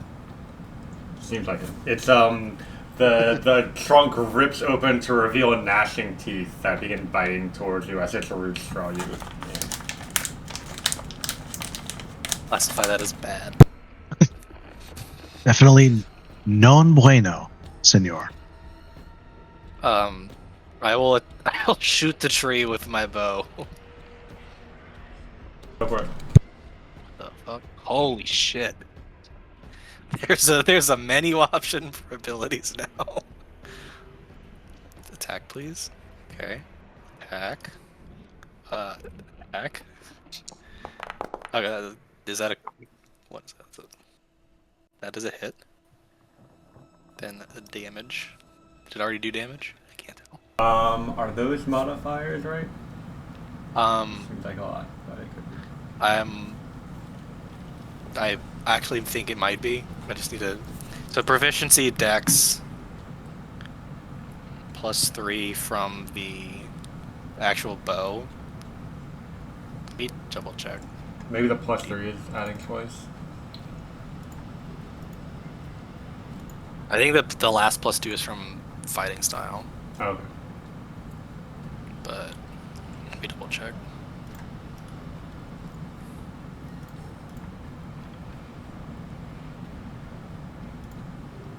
Yeah, it should be. I think it should be a +15. Instead of +18. So the 3 is twice. Either way, it'll hit. Yeah.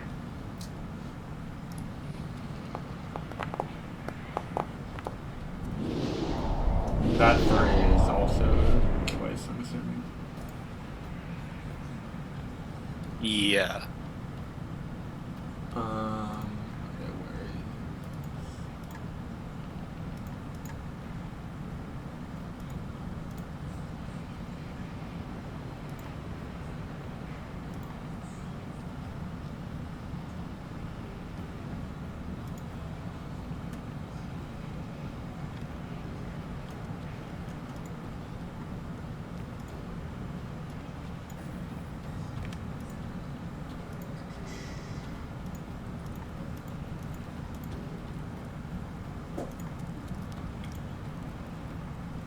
Okay, try rolling another attack and damage for me, just to see. If I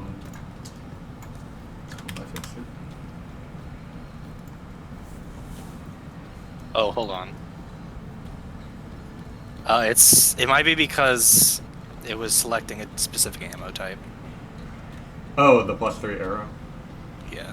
Gotcha. Or not.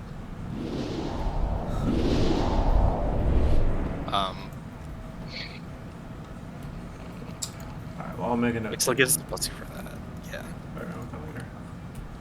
So should I do modify the crit damage?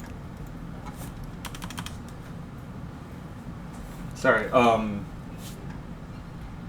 That's damage yours. looks like it's right in the Okay. in the formula on my screen. you... Okay. That... Yeah, oh, it's right.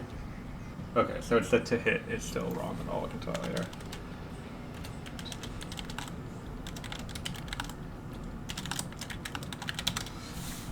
Cool. So you fire 2 shots into the tree. And, I didn't throw the dread bugs earlier. Does it take 1 psychic damage? Yep.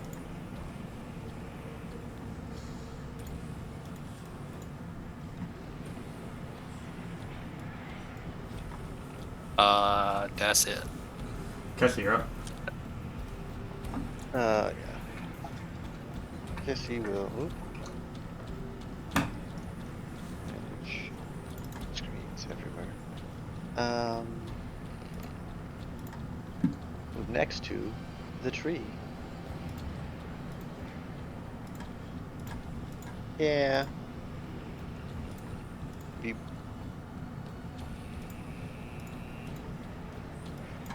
Spellcast.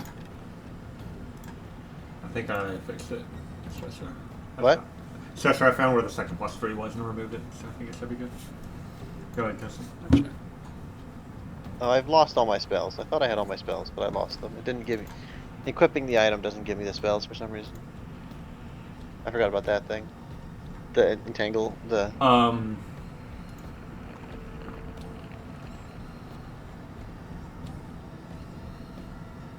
But... Expand the item. The spells are listed under the item now. I have the spell.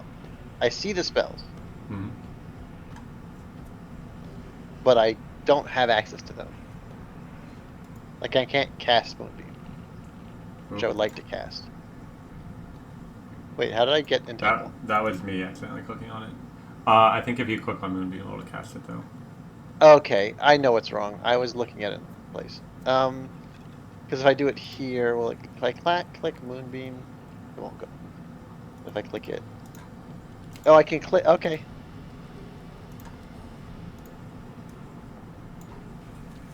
Moonbeam.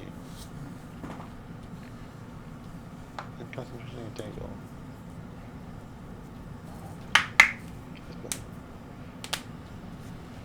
Dunk.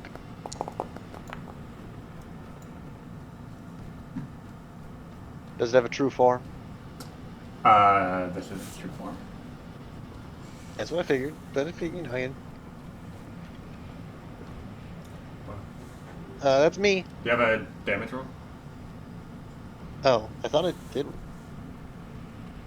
Oh, it made it say strength saving throw. It doesn't. It. I don't have a damage roll available to me. I'll just do 2d10. Okay.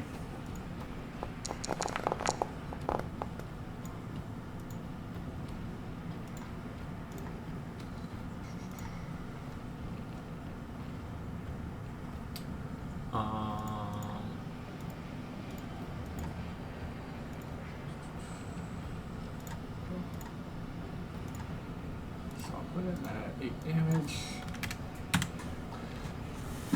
Alright, you can click end turn if you're done.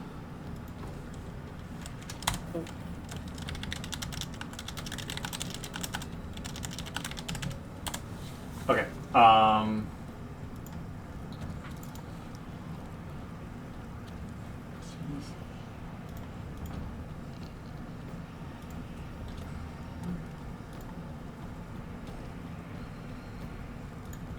You hear some shuffling out in the woods. This may not be the only threat you face. Oh no.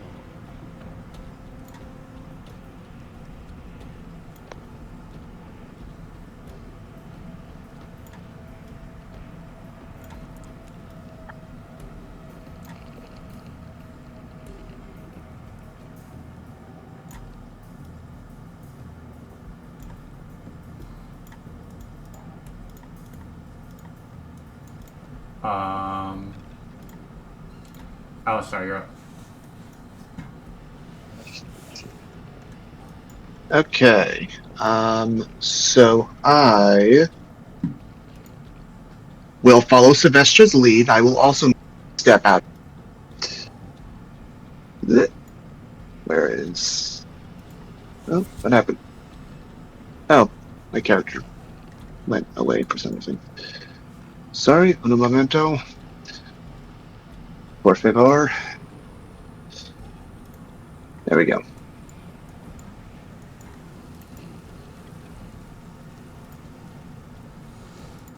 Nope. Go ahead and... Oop. I would like to be put here. I don't know why it clicked me out of bounds. Yeah, the trees are very thick, so that's as close to that spot as you can get. Okay. And like the foliage That's fine. underneath them. Okay. And then I will transform into... Let me make sure I'm doing this right. There we go. Okay. I will turn into... Archer form. Cool. Yes, it did. Okay, cool. And then also I will take Lord form. Nice. So I'm no longer restrained, which means I turn those off. Oh, never mind. They're already off.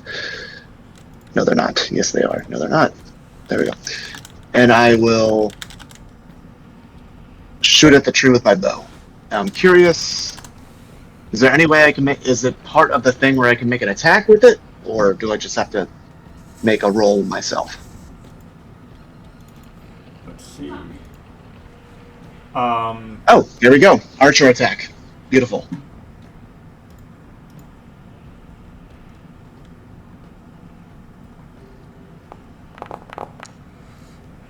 That'll hit. Okay. And equal damage.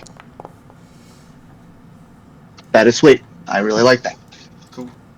That is really cool. Okay. And yep, that's going to be all from me.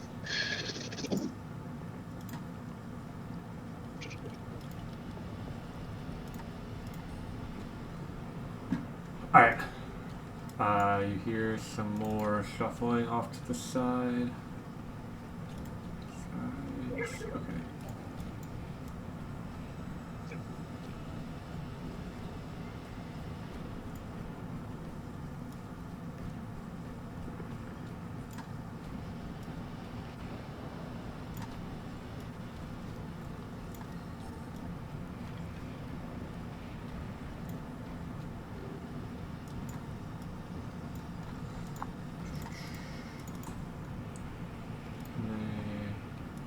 Alright, then I'll just kind of dash to kind of get around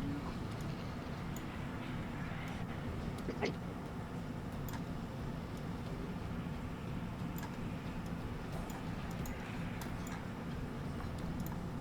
Sakara, you're up.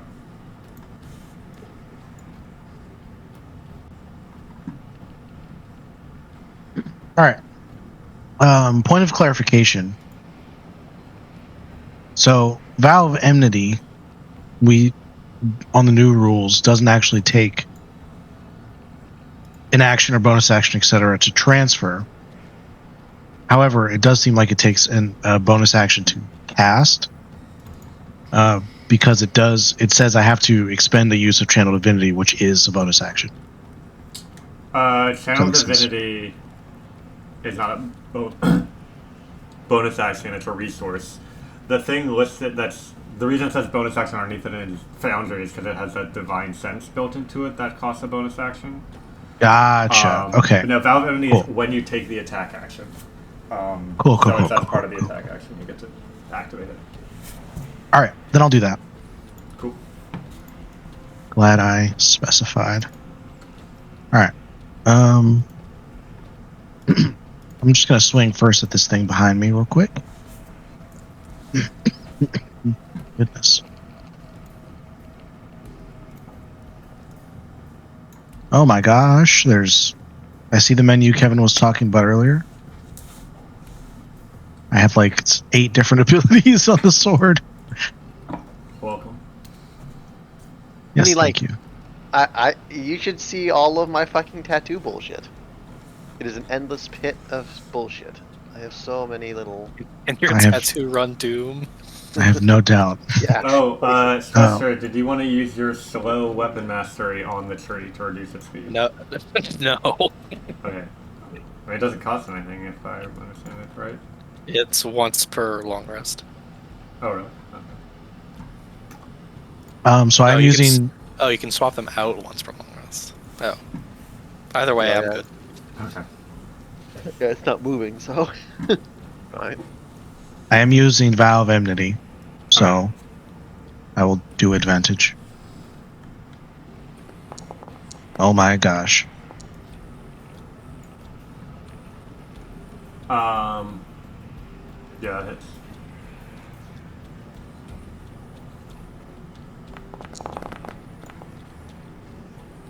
You cut this plant creature covered in needles in half. Okay. Yeah, can I frighten it in the nanosecond that I started cutting it? That's a charisma save, right? Yeah. Yeah, I'll let you do it. Thanks. This is the problem I keep running into. I hit something and it dies before I can frighten it.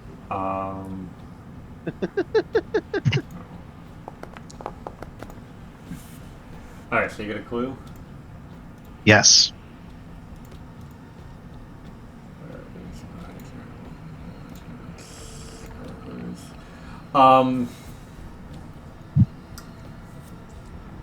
For a brief second, you see a flash of a vision of a city made of coral and seashell on the ocean floor. There's widespread damage and more than half the buildings have collapsed. People swim along the streets carrying supplies and food as they begin to repair.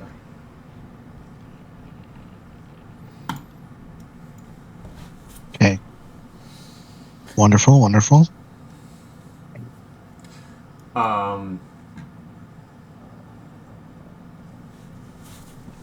Do these people look aquatic? Mer people Some of in them. nature? There's a couple Okay. of different species, but most of them seem. Some of them are mer people, some of them are turtle people, some of them are shark people. Oh. I sense a ship in our future, perhaps. Or at least. that you're not giving them that ever, because I know where that is. All right. I'll pretend I didn't hear that. So I don't know. Action economy. Takara will move. You have another attack, I think? Yeah. Cool. Let me make sure. All right, Takara's gonna move the vow to this other vine next to Kessie.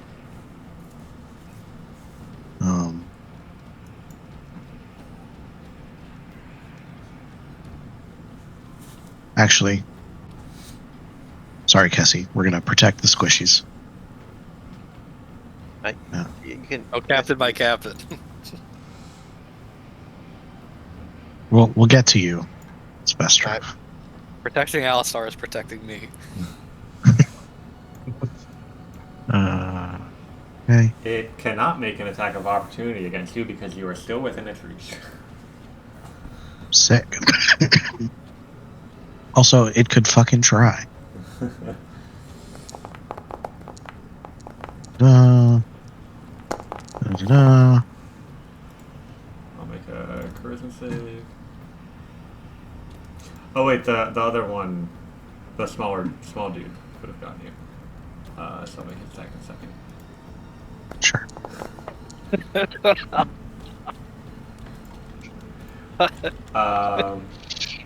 You gotta farm these, Chief. You gotta farm them. Oh, progress.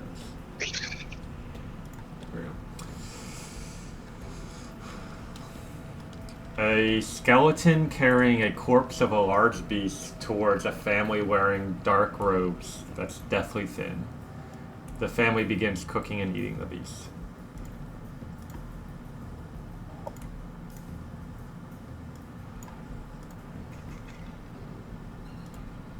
Interesting.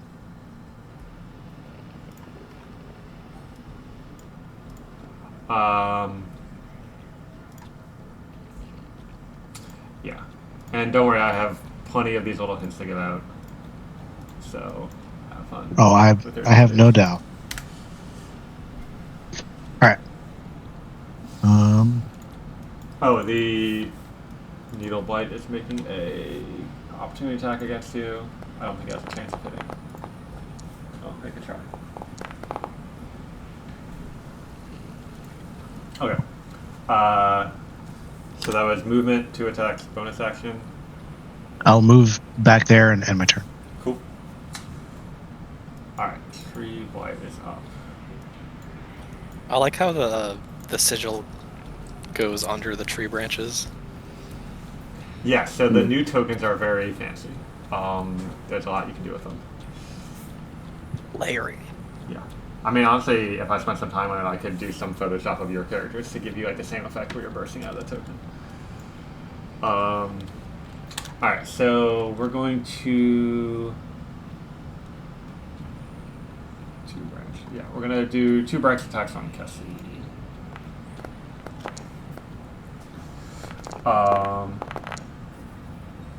Normal.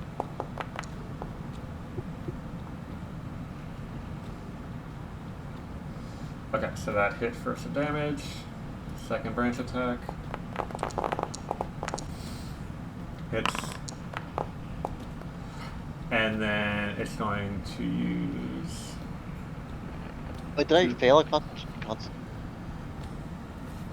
concentration check? You're still concentrated. Okay. I Just grasping my root. look.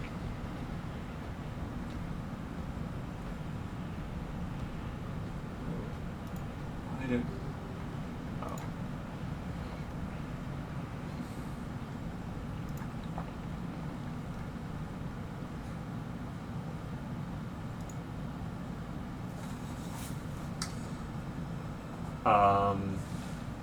Tessie, make a save.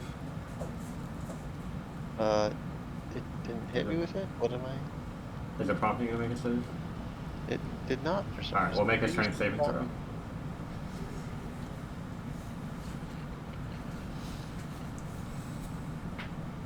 Thanks.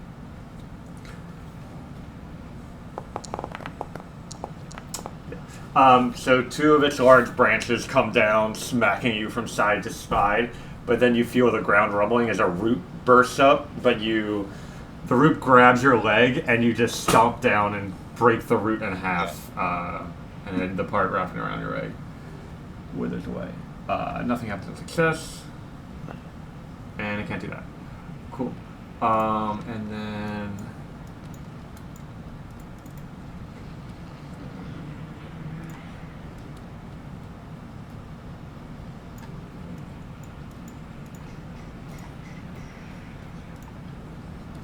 Alright, so the other creatures are gonna move.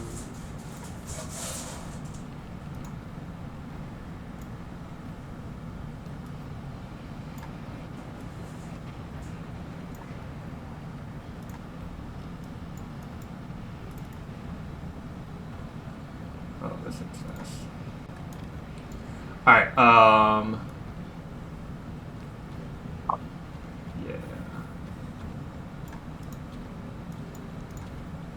You see an even larger tree Oh.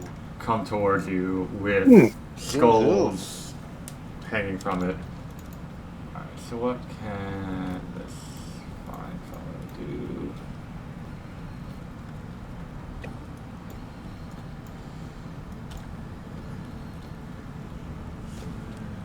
Reach 10 feet. Alright. So Spestra is going to slam one of its branches towards you. What are you going to do there? It has. It's before it does that, it's going to try to grab you with one of its roots.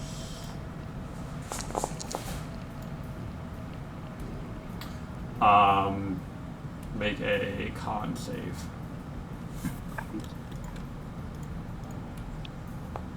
Yay. Alright. Nothing happens on success. So then it will attack you with its roots. What were you going to say? It has disadvantage on attack rolls until it hits me. Oh, cool. Alright. So let's see if I can do this. Hey, disadvantage. Misses. Second attack. Hits. The second attack refreshed my browser window. Okay. As the tree root slams down on you for 30 points of damage. So that breaks the displacement cloak until the start of my next turn. Okay. Up there. You're up, so you get your displacement back.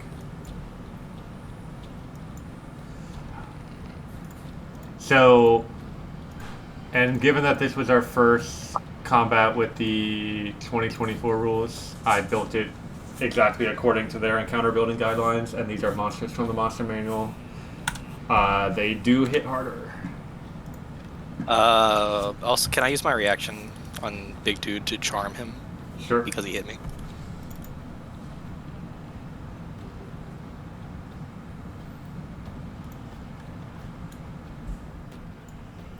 He's just automatically charmed?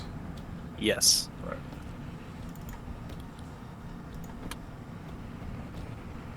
And that lasts until... Till the end of my next turn. So at the end of this turn. Okay. Take your turn. It's +1 for my thing.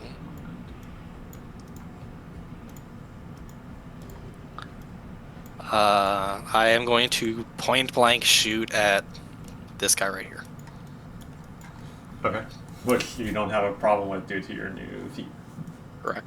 I no longer have disadvantage in melee range with someone. Nice. Attack. Actually, wait. Not that dude. Undo. This dude. So.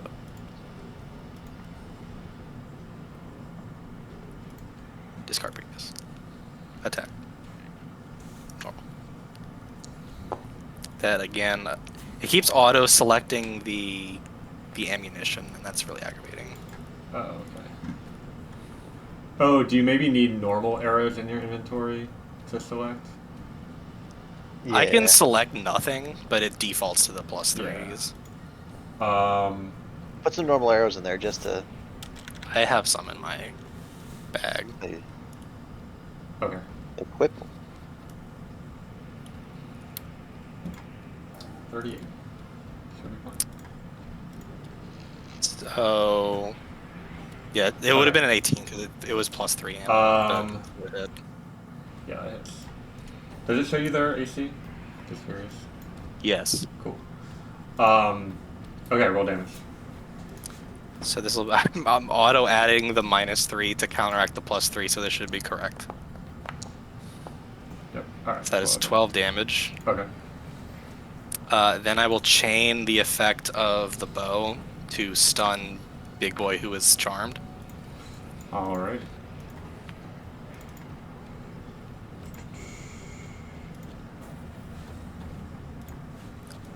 And I will strike Small Boy. Yeah, I figured. Lead to the 4. I saw the math. And then I'll just try and knock this dude out again. Okay.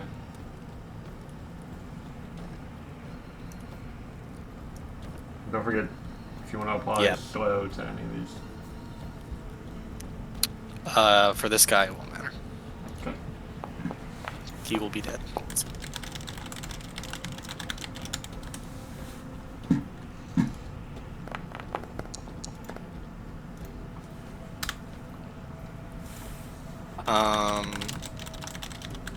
I'm going to then scooch this way. Oh, that is a tree. Yeah, so that's impassable terrain. Okay, Anywhere I'm going to- that trees are, you can't walk underneath. Unless you like climb up or something. I'm going to cast jump Okay. for free. Yeah, 'cause they made that a bonus action now. Or I think they did some improvements to it, but I don't remember how. Jump is a bonus action, yes. And I'm just going to. Oh wait, it requires movement anyway. So no, I'm just gonna Misty Step Okay. and then pretend the Misty Step happened. All right.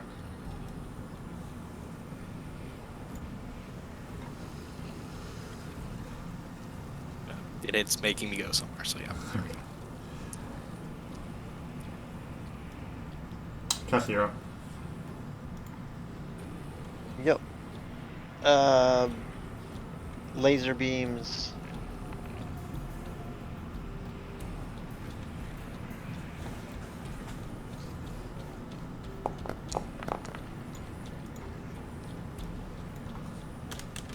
Mm-hmm.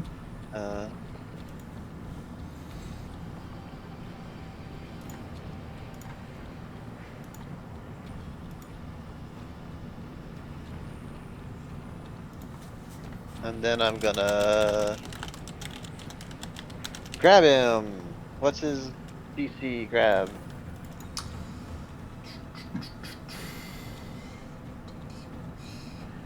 It's 8 plus their saving throw modifier. Yeah. 14.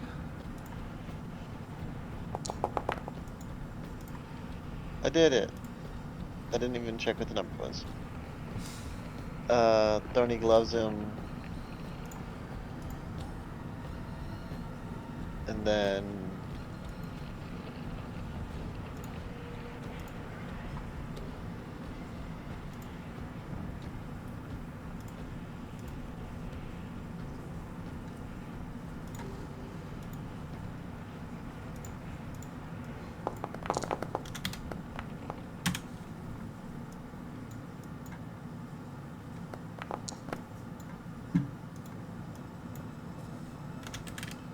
Index. I'm gonna brutal strike him. Oh no, yeah, let me So you're making a Yeah. reckless attack, but forgo the advantage. yeah, forgo the advantage Yeah. and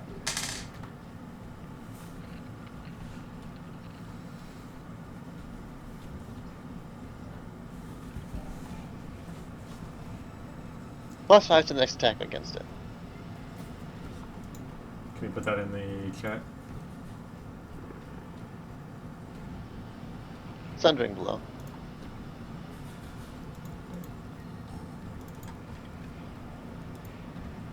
Cool. And then I'm going to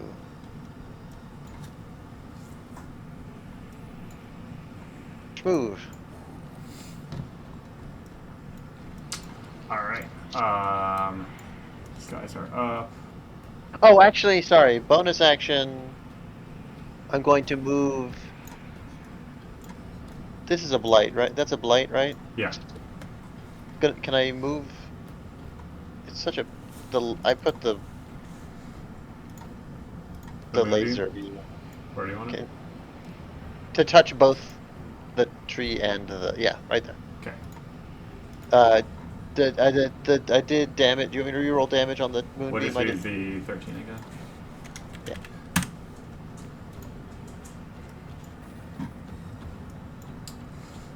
Okay. All right. What?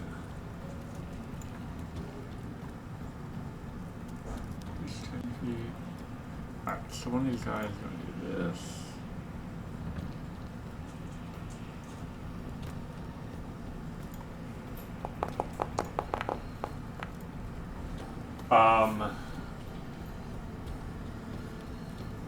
Everybody needs to make a strength saving throw. As you see one of these creatures made of vines dig its vines into the ground, and vines erupt from all around you to try to entangle you.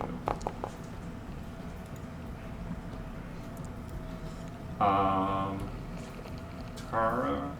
Wait, oh, there you are. Cassie fails the strength save and gets restrained.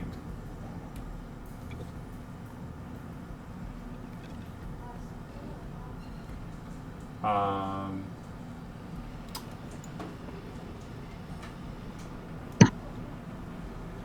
me get rid of that icon. It looks like it's adding Takara's order to everyone except Alistar. Not that it matters in this instance, but That is Just- interesting, yeah. FYI. Alistar's doing ability checks, not saving throws. Oh, That's My bad. why. that would be why.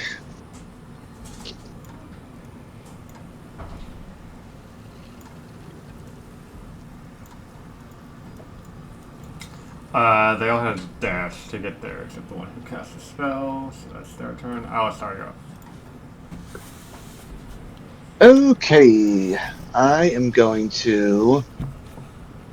Let's see, I will swap from Lard to. Click. So let's see, I'm guessing if I click it again, it gets rid of it. I think you gotta go to your effects and disable it, because now you have 3 creatures. I see. Okay. Okay. So get out of Lord. Yep, we're gonna get into Dragon. Mhm. And then Oops, sorry. I clicked the wrong button. Undo. you're good.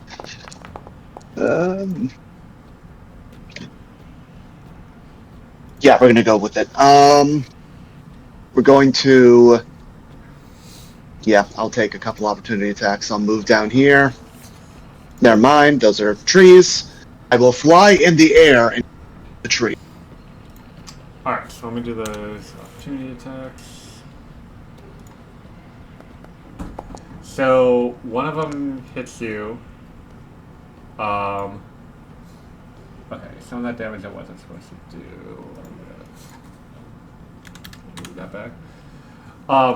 And these creatures are like made entirely of vines. As it wraps its vines around you, you become grappled and cannot fly up.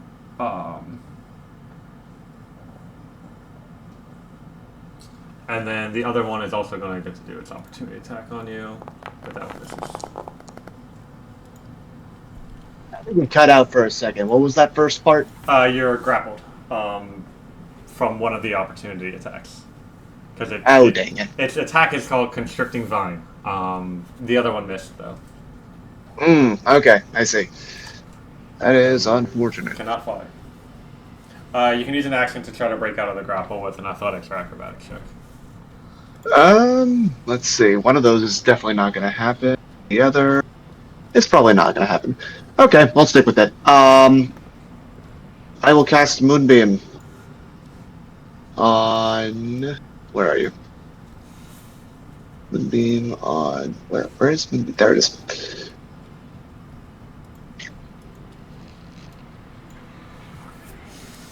Right there.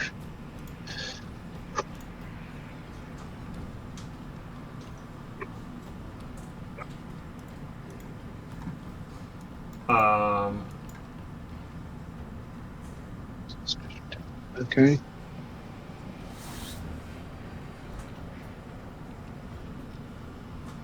Do you have a pop-up or something before it makes a saving throws, or do I need to roll it manually? It says damage, place measure template, and refund resource. So I think you for saving throws. Alright, so that's con, saves, and there's 3 of them. Yeah. On save of 21. If I'm reading this correctly. Alright, well, they'll fail. Cool. All right. That's going to be.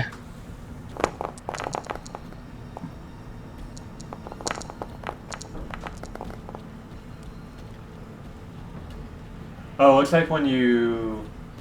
Oh, interesting. So I have to roll damage first, and they automatically do the saves.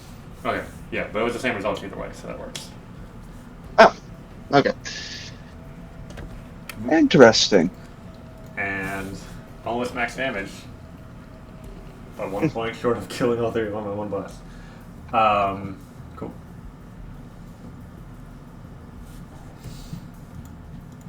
That will be all.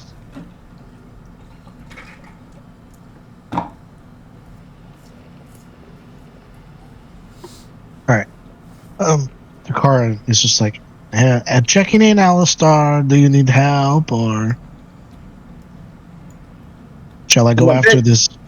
Shall I go after this giant fucking tree? I think I will be okay. Go after the giant fucking tree. Thank you. All right. Small tree first. Hopefully, I can wipe it out. Small tree.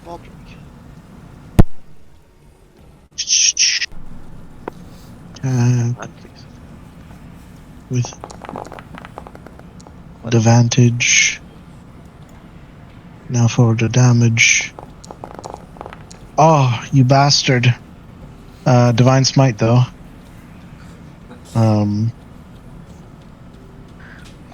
So... I don't know. I'm forgetting already what... Was it 3d8 at first level, I think? 2d8. With the first I think I level got... slot. I think my Divine Smite is now improved. I think I get an extra one, That's but I'm gonna already in double your check. base damage. So the Oh, true. I'm sorry, I'm just couldn't find it. they renamed that to Radiant Strikes. Because Oh, it yeah, didn't yeah. actually affect Divine Smite ever. It was just every attack does a bonus d8 radiant damage no matter what. Are they a fiend or undead? Sorry, I was just No. These are plants. So that'd be an extra 6.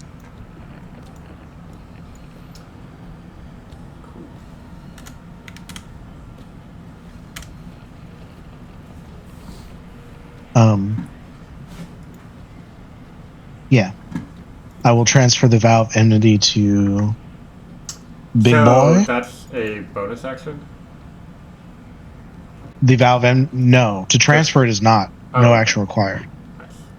Because Divine Smite is a bonus action now. That is correct. Divine Smite is now a bonus action. But if the transfer's not, then you're good to go. Oops. Sorry, folks. I will return with the aura. Do not fret, Kevin. I saw your face. Okay. Tick. I'm currently hovering over the panic button, ready to slap it. Damage. Cool. That means I can only use Divine Smite once per turn now. Interesting. I forgot about this. Yep. All right. I'm gonna backtrack. Did you want to frighten the one that you killed? Oh yeah. Why not? That was one of the...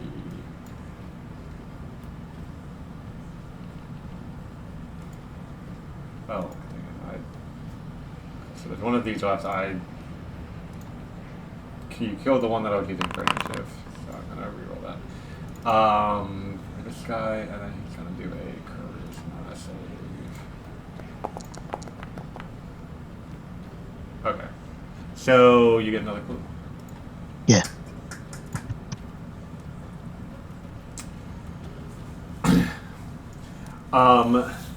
You see a blue-skinned young man skewering a shark with a trident as others wearing similar armor cheer on.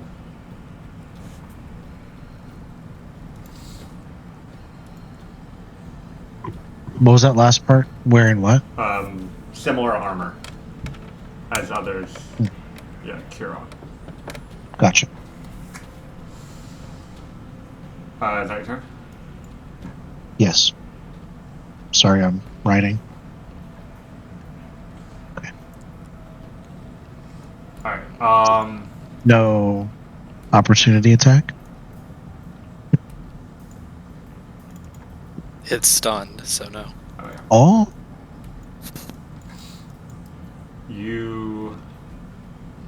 Cassie, where's your moonbeam? It's right here. I had some. It's gonna. There were some technical difficulties. This is okay. So this tree is going to. Oh no, he's grappled. Never mind. He might be able to move half speed and drag. Oh yeah. So he's gonna move. One more. Out of. Do I moonbeam myself? Yeah, you move. I think if he starts his turn there. Oh yeah. So he takes starts damage. turn. Con save. I'm assuming that's a failure. Yeah. Roll 2d10.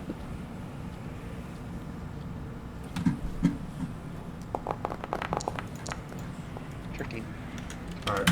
And then drags you into the moonbeam. Do you want to let go, drop concentration, or take the damage? I'm gonna just let go. That's fine. Alright. You can go away. So not grappled. Oh, he does have that sundered effect. But no one's made an attack roll against him. Okay.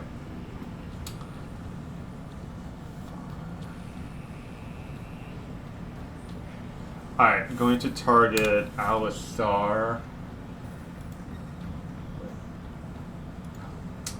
with that is 15, that is okay. Alistar, the root's going to go for you. So that's a strength save. Okay. Wait, let me try something to see if it. Sure. No. Does that have you make a save? No, it just says what I need to do. It doesn't automatically do it. Is there a There's no button? prompt. Gotcha. Mm-mm. Okay, we're gonna do.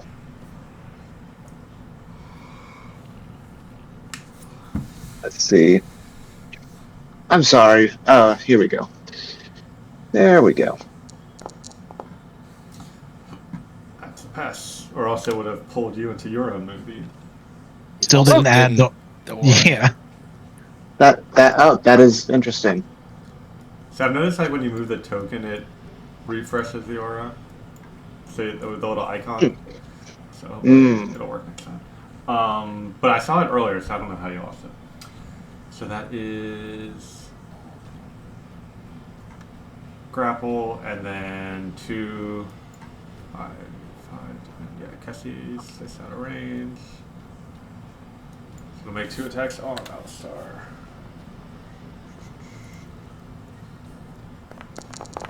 Ow.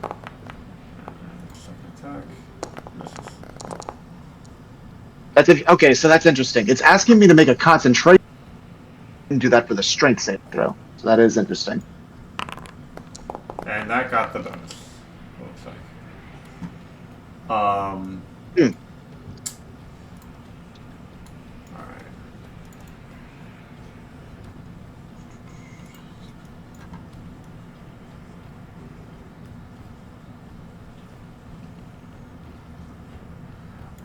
You see another one approach. Oh, shit.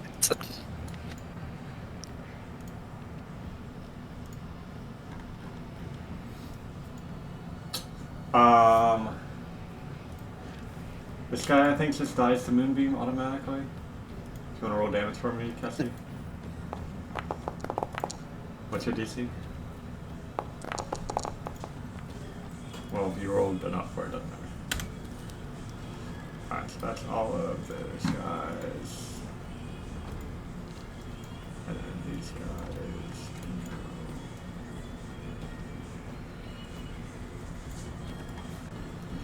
Come over here. Alright.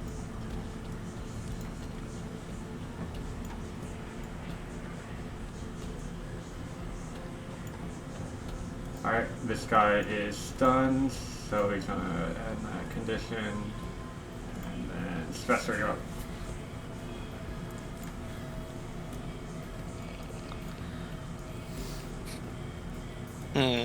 Interesting.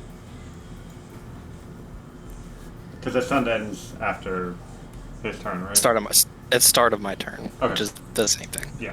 for this situation. I must measure some things. One moment, please.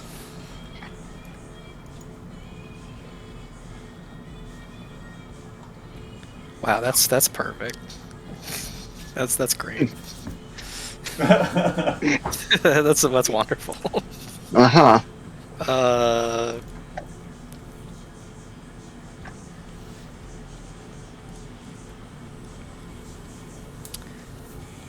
for spell slots is apparently didn't have any of mine. Okay. Now we do. Cast spell. Big Aetus. Biggest. It's what he would have done if he were here. The fuck are you doing? Oh, my screen went black for a second because of all the dice rolling. Alright, come on, game, you can do it. I think one of them passed. I don't know which one, but one of them passed. I want to use Von Blight instead of an 18. Alright. It's one of the big boys. No, it's a Vine Blight. Hit an 18. Is 18 not good enough? It's the one that got 20 is the one that passed. Oh, Tree Yeah. Blight. Yep. Alright, well, my health DC bars went 19. away, so that's weird. That's what happened to me earlier. Chris, just refresh. Dude got a nat 20. Good for him, I guess.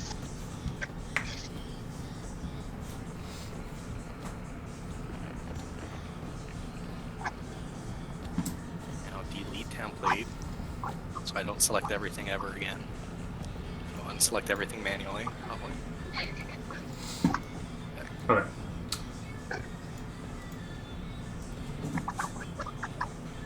That was action. It also looked like two of them didn't roll for some reason. Oh, because you might not be able to see them, but they were definitely still in the area of effect. Can you see the ones in these two squares? I can see this one, but not the other one. I'll throw down those two real quick.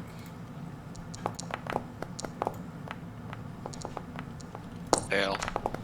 Also fail. Wait, did it? Big boy. He passed. Oh, okay. He was the only one who passed. Which big boy though? Middle big boy. Okay. Thank you. Thanks. If which one's okay? Come on, dude.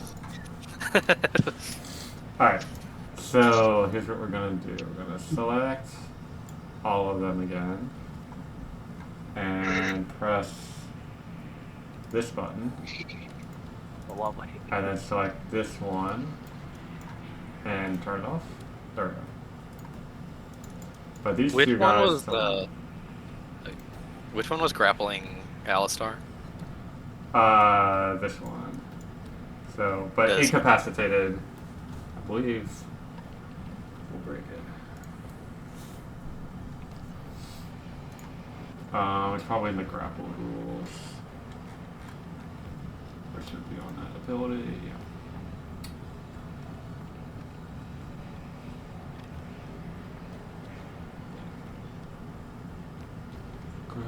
Alright, well, we're gonna say it breaks it. So, Alistar, you're no longer grappled. Yay.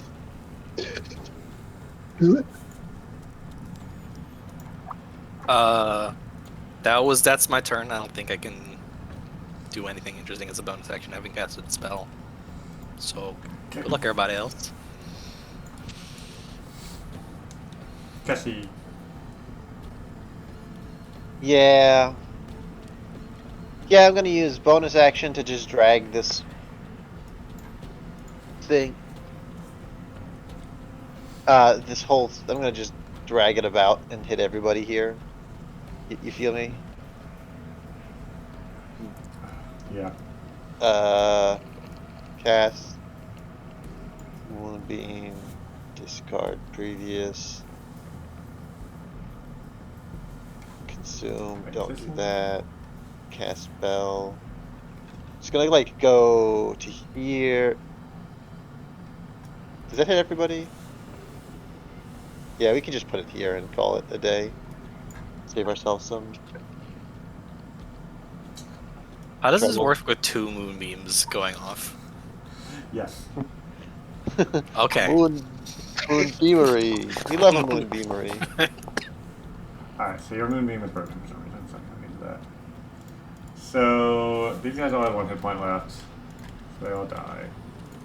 This guy's gonna make the con save. What's the DC? More than that. So he takes 4.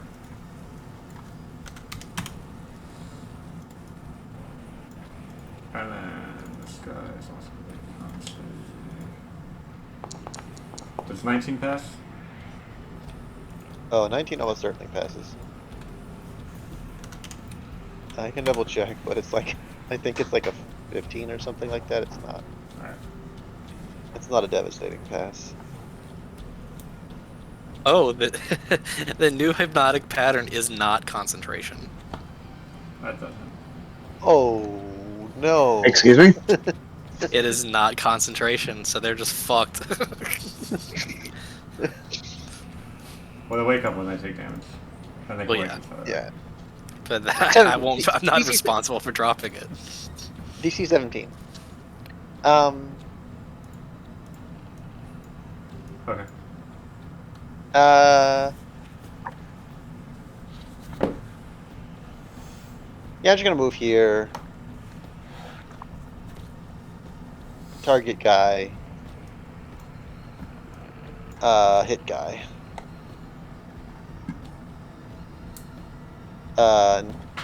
Reckless attack. With but for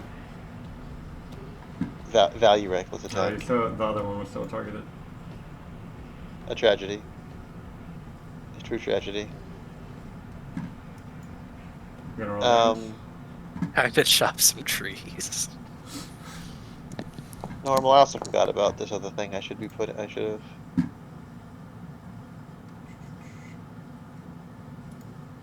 Don't I have? Did I lose the Divine Fury? I'm not raging. Did he not die? No, he did. Okay. What? I'm gonna assume I have enough movement to go.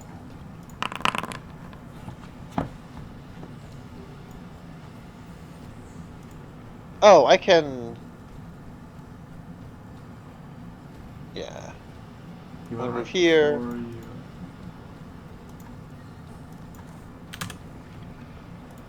Target him. You're not grapple. adjacent to him. Do you I more have spell? 50 feet of range. Oh, right, That's yeah, fine. the vine arm. I'm grabbing him with a vine arm. Okay, that was a grapple. Yeah, that's fine. I'll do Yeah, and then he Other takes. turntables, it. Yeah. Vine on vine violence. violence. Violence. Yes, correct. And then he takes 5 damage from my grab. Yep. That's all. Cool. Alright, all of the vine bites are hypnotized, so they don't get to do anything. Oh, sorry, you're Okay. I would like to fly into the air. Yep. How high up? And then. I'm going to say 15 feet. There you I guess, however, how tall are the trees? How tall is the leaf line? The very top of their branches are 30 feet. 30 feet? Oh. Okay. Well, the one on the So I left need to- is 20. Like right the there. Yeah. Okay, so you can go 30 feet. Yeah. I I might can't screw just. up some of your vision, but whatever. You can see what's going on. That's fine. I'm out of the way. Okay, and then. Okay, so that was just moving. Target this guy with a guiding bolt.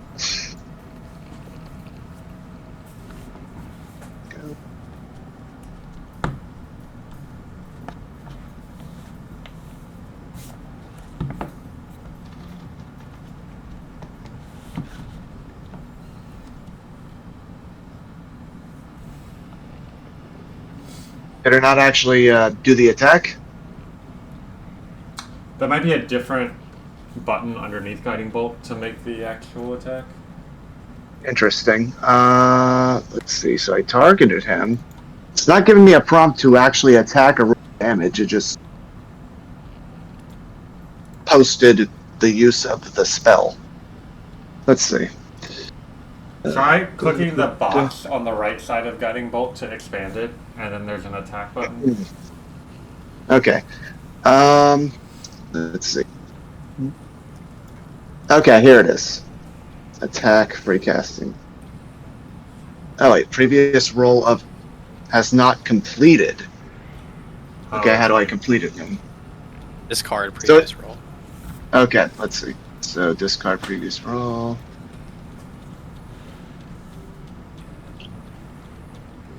Okay. Why does it show the Shield of Unity? That's weird. Okay, okay, well, it still counted my, consume my, okay, so get rid of consumption, cast. Okay, so I think it showed up for a second and then it disappeared. I don't know what that was all about. Alright, make an attack. Yeah, well, just roll a d20, add your spell attack modifier. Yeah, which should be 5, I believe. So, let's see. It That's should a be much D8? higher than it should be much higher than 5, Liam. We're gonna try this again. There we go. Good. It's your wisdom plus your proficiency bonus plus the bonus from your star shard. But That's what he still yeah, is. that's. Oh, that's right. It Okay. should be like plus 13 or something. Yeah, that's correct. And then let's see how much you do. 48. Or, yeah, oh my god, I can't talk. 46. And I believe with the new rules, and does that include my spellcasting modifier now? But might Is that be correct? only cantrips. Because that was the Primal Order of Magician. You know what? I think you're right. I think that is only Wait. cantrips, but let me double check.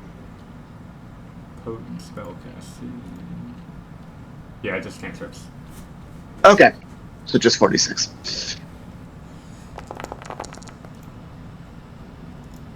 So that's 14 damage, plus he glows.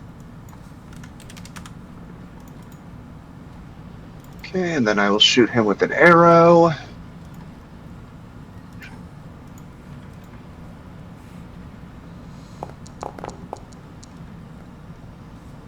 I meant to roll with advantage, but you know what? I'll take a nat 20. I guess I could roll it 2 more times just to see if I happen to get 2 more nat. I mean, it wouldn't change anything, so. I was thinking like for the off chance of lucky or whatever, but nah. Okay, and then let's see. So that's 2d8, which turns to 48. And let's see, is there a modifier associated with that? I think so. Let me just double check. Plus wisdom modifier. Okay, so the modifier gets double 2, right? I'm remembering that correctly? Yeah. It's like you hit. Okay, so 48 plus 10. It's going to be 28 additional damage. Sweet, thank you. And that was so that was my bonus action. Do I want to do another action? Oh wait, never mind. Guiding bolt. Duh. End turn. Takara, you're up. Is Bro on the right still stunned, or how's that working? Not anymore? All right. Not anymore. I'm going to focus him then. Y'all have fun. Whoops, too close. Leroy, check it. Leroy. Anger.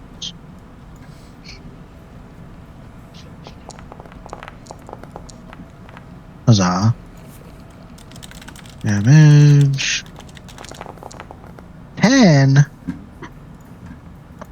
How did I even roll 10? Not that much. You rolled a 1 one and 2, Oh. baby. I know, it was facetious. Rhetorical, not facetious. I'll use Divine Smite.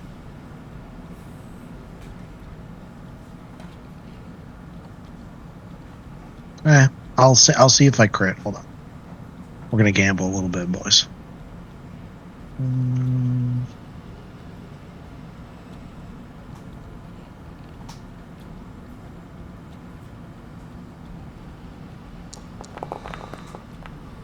Nope.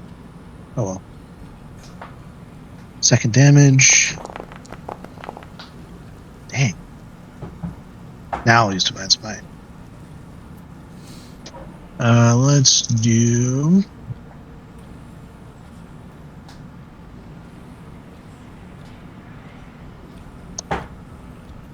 Second.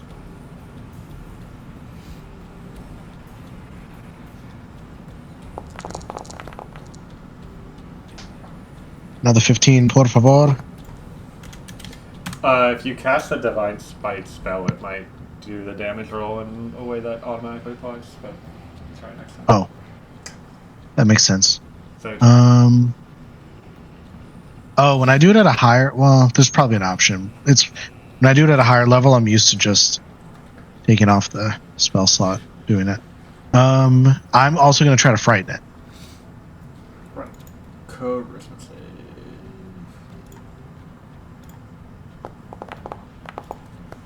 Wow. Pretty sure that passes. I'll double check, but let's just say it does. That's the end of my turn. Alright, the twig blights are up. So what's going to happen is there was one just out of reach that didn't get hypnotized. So it's going to wake up a friend, who's going to wake up a friend, who's going to wake up a friend, who's going to wake up a friend, who's going to wake up a friend. And then that's it.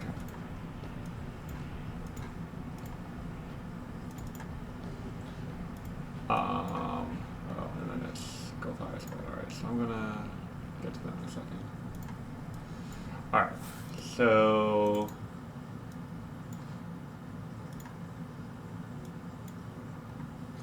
Takara needs to make a con save.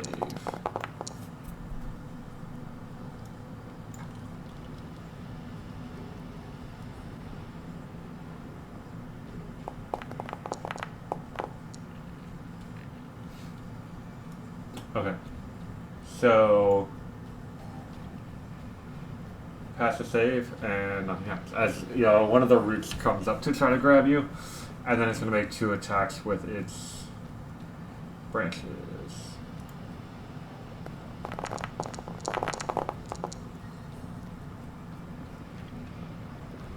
Oh, did that? Natural 20. And then second attack misses.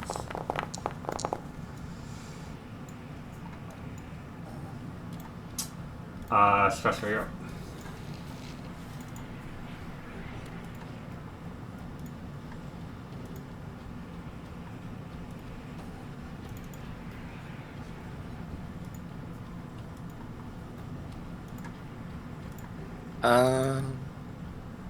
I'm going to use a bonus action to cast Hunter's Mark on left big tree. Mm-hmm.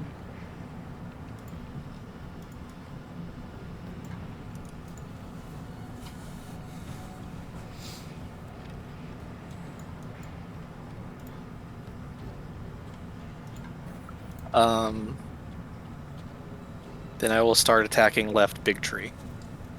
Go for it. Attack. Attack. Normal damage.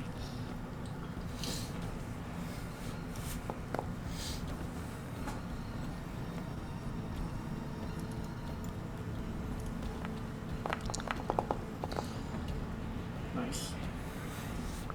Going to apply Dread Strikes for that guy. For 3 more. I will then use the bow effect. Is this guy still incapacitated, hypnotized? Yes. He's the only one who's still. I'm gonna make. He is going to be stunned then, Okay. just in case he gets out of it. Then I will continue attacking Big Tree.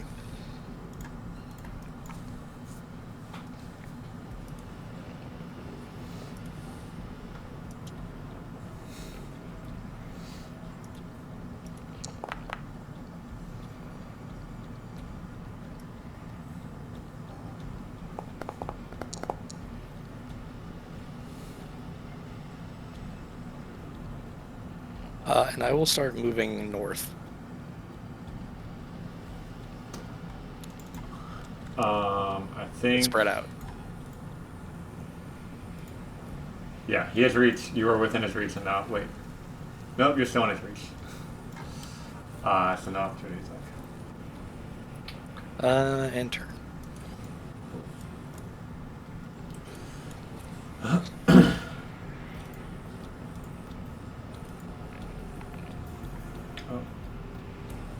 Wait, that's not right. Spectra. Save. A strength save? Yeah. Yay. Okay. You're gonna take a branch attack. Disadvantage. Still miss. And Cassie's gonna take the other branch attack. That hits. Alright, Cassie, you're up. Yeah. Normal constitution. Oh, I fucking failed. A tragedy. Oh no, I got to re-roll it for some reason. Because you're a halfling. You rolled a natural 1. I rolled a natural 1. Hilarious. Oh fuck! I forgot. If you guys roll natural 1s like 15 feet of me, I can re-roll them. I think I took that. So you have a +9 bonus, and you can reroll natural 1s, and the DC is typically a 10. I can roll 2 natural 1s. It can That's happen. true. Only a 1 in 400 chance, so I'll just need to damage you 400 times. That's not how statistics Yes. works, but I can protect. It's exactly how statistics works. Yeah. He's gonna take thorn damage. I'm going to.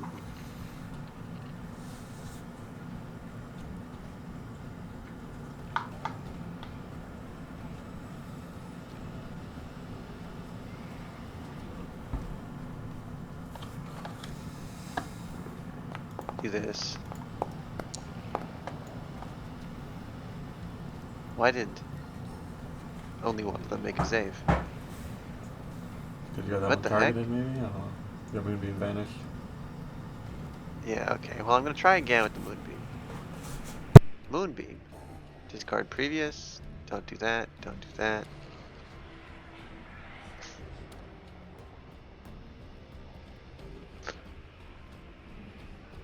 Do you see where that is? I don't know why it's not I see doing it. the thing.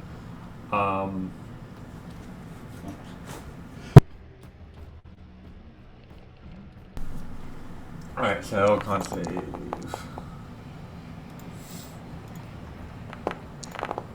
What's the DC? 17.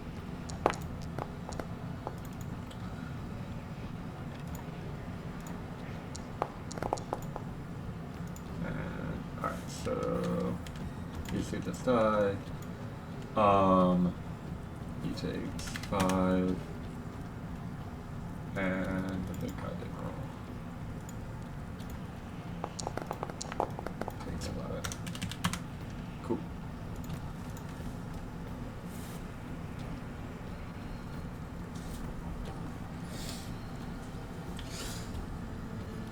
Oh, I can have an extra arm. No, wait, I've grafted the arm, so I don't have an extra arm. So I'm going to make my auto attack against this guy.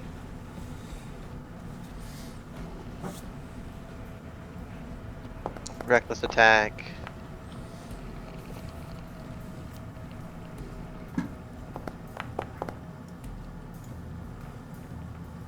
He has advantage on the next +5 the next hit against him. And I need to smite him. Speaking of which, Divine Fury. Favorite. Divine Fury. Radiant damage, I guess. Damage. Roll.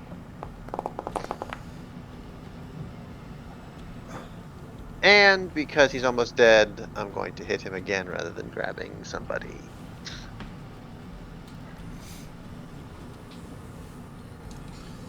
Attack +5.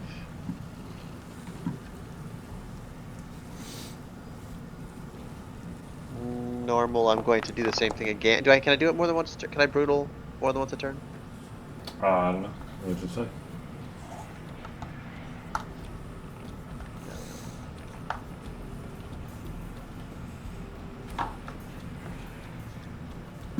No brutal strike.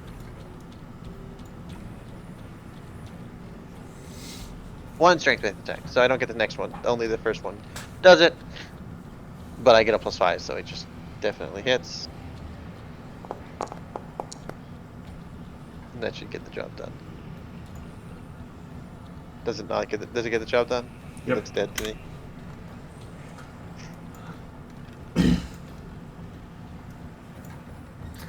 Alright. So you step out of your moonbeam.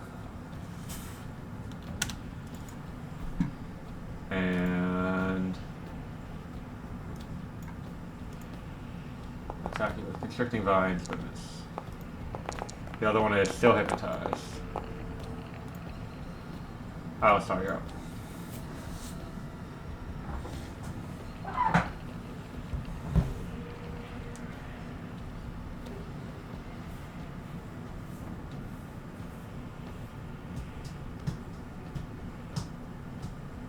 Muted, yeah.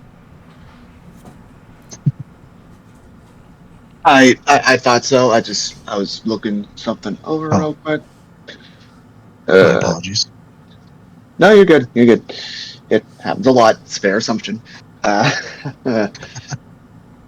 Okay. Trying to remember if moving the moonbeam costs a bonus action or if it's a full action. Trying to find it in the reading, in the description, and I don't see it necessarily. Yeah, okay, it doesn't say it for some reason. That's weird. See.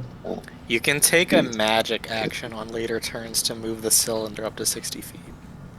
A magic action. Oh, okay, that's a new thing. Yeah, it just means an action. It means that like if you have null magic, It's if just someone's like okay. says you can't cast Okay. spells, then you don't get to use it. Okay, so it's just an action to move the beam. Okay, that's fine. In that case, I will target Big Tree Man with my arrow.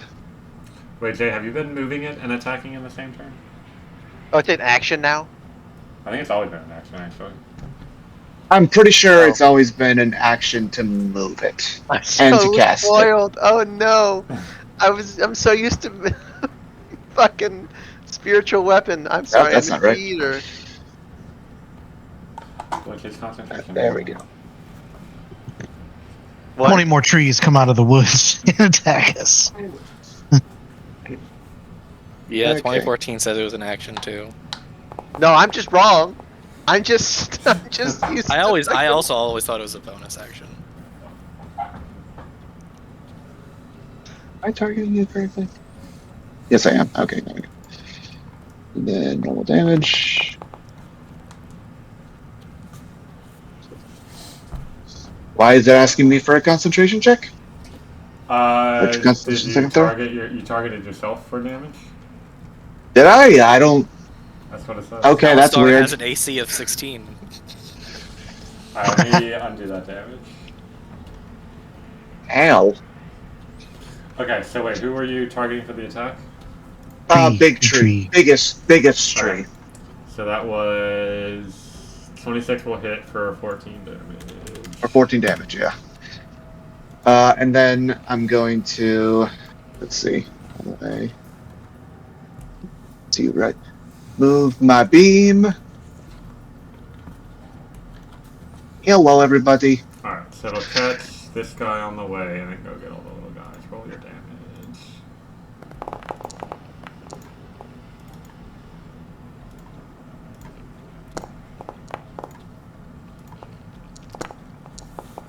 Dang.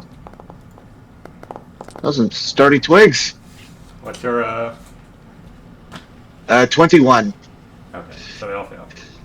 Not sturdy but enough. not sturdy enough. Ah, you beat me to it. Dang it. And then damage is 2d10, I think. that again. Yes, 2d10. I'll just roll that. 2d10. Oh, baby. Oh, my goodness.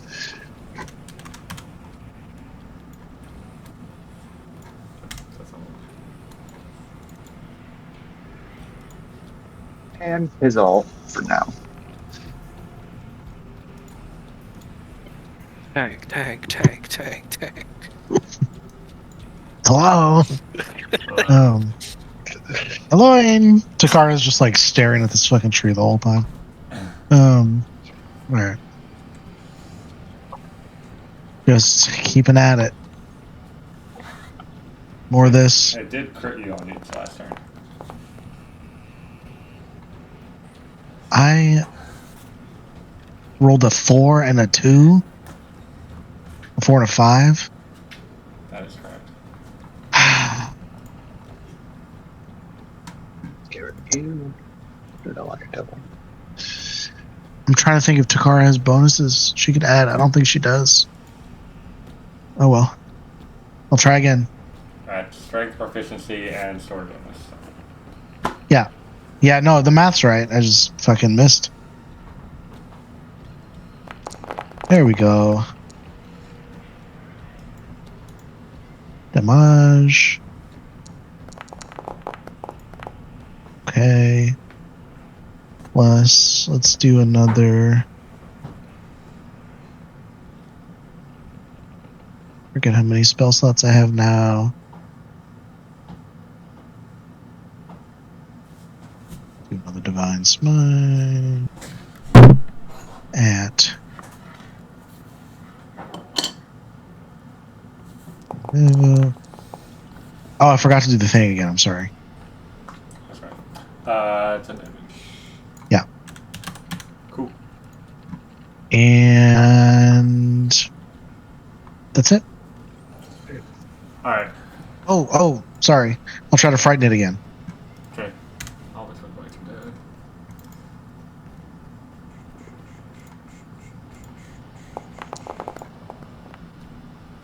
What's the DC? I checked after its roll of a 20 last time. My DC is a 19. Nice. Wait.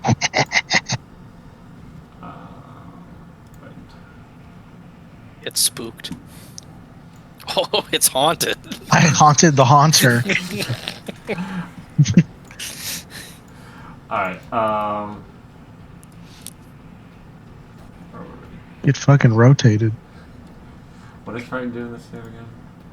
I'm very familiar with Frighten and Pathfinder, so much that I've forgotten. Disadvantage on everything. Can't move closer, that's fun. And also, spoiler alert, won't be able to move away. It's stuck. It's not how to beat you. That's scary.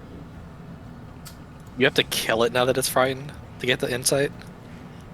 Yeah, if I don't, it's okay. But yeah, that is how that works.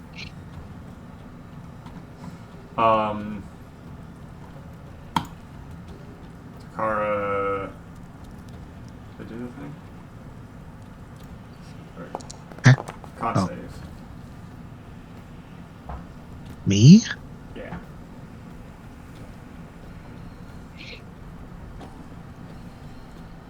Con save.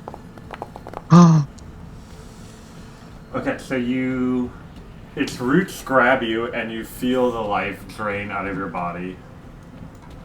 You're grappled and restrained.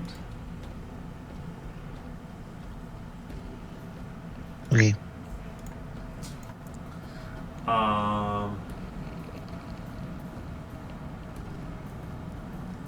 And you take necrotic damage at the start of each of your turns, which cause it to heal.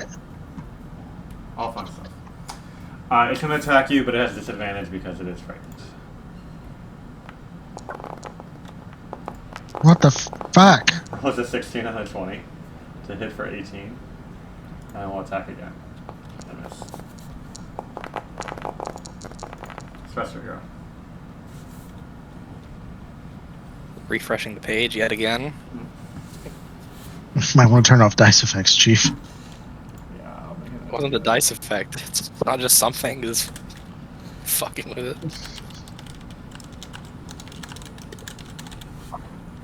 I was just about to read something important for this turn, so I kind of need to get back in.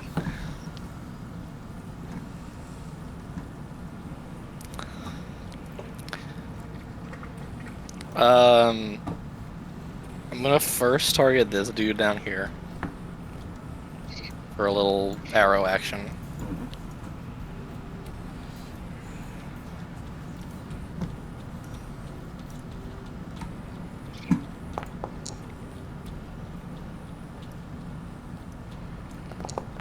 Take him out. Yep. Eochora, can I try and hit you? Would this be acceptable?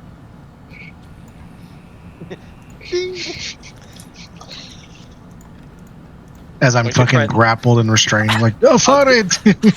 I'm gonna attack Eochora. Okay. You may see where this is going. You will need to beat the cards I see. It's not small. Easy, quite easy. Can I try and just nick Eochora and not deal full damage? Sure. Takara, you take 1 point of cold damage. Then I would like some beautiful water to splash from Eochora onto this monster tree and stun it. Correct. Oh, and the car's like, what the fucking shit?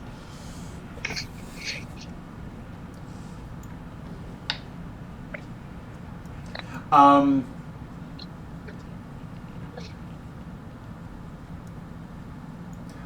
actually going to have Takara take full damage. You need some kind of deterrent from just stun locking my people. That's fine. Oh, is it fine? Because that's on charm Would you- or frightened. Yes. Okay. It's fine. So actually, Takara, you get 1 HP back to make up for the one you did earlier. Combo. Is that your turn? Move yonder. Enter.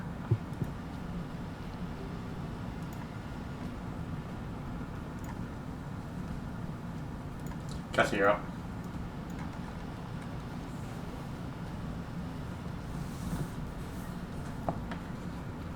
Jesse? Oh, sorry. Yeah. Yep. Dibba-dum-bum-bum-bum-bum-bum. I'm going to. Oh no. Do. Okay.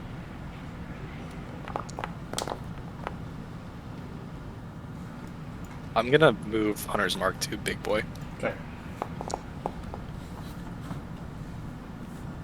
That do 9? Is that 9 damage? It Applied? did not apply damage. That makes sense. Oh. Huh. Fuck him.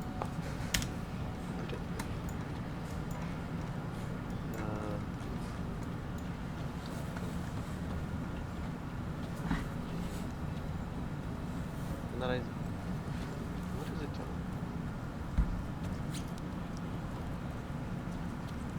I'm gonna get to here. It's adjacent to him somehow. Whee! And then I'm gonna hit him. Cool.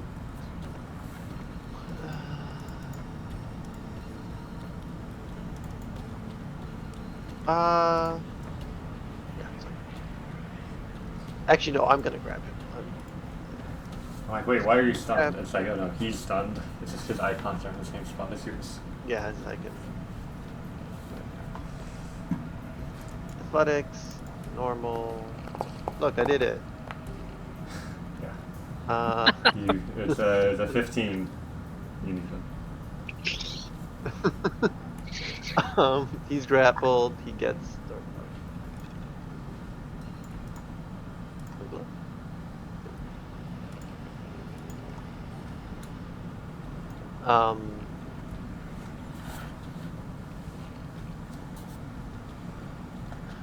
Oh, everybody gets advantage. Does that still exist? That still exists, right? Zawa's presence. Click on the... Like, cast it. It'll be under features. Oops, cancel. Yeah, I have it. I did. I have it. The thing. I'm doing several things. Can I make this actually do what I want it to? Can I click?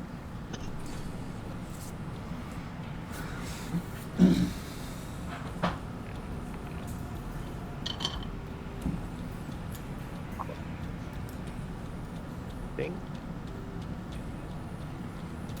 Nice. Did that do anything? It did. It gave everybody a little icon. Nice. Bing. Everybody gets advantage for a turn. You do not. What? Everyone else does. Up to 10 other creatures. I already reckless attack, so sure. I mean, it's sure. Terrible. Oh, sorry, you're up. Truly devastating. You have advantage on everything. Beautiful. Cassie, Cassie, Love to see it. respect. Let me see something real quick. I wanted to move this to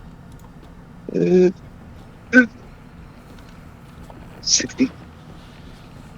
Yep, that's 60. That counts as 60. So now I believe he is caught in that. And then, Okay, so roll your damage and I'll make a con save. alright. 2 to 10. That fails. 9 extra. Then I'm gonna snipe him. Am I selecting him this time? Okay, good. You are which section you in? There we go. Archer attack. I said archer attack. Discard previous. There we go. Advantage. Triple advantage. How I missed the.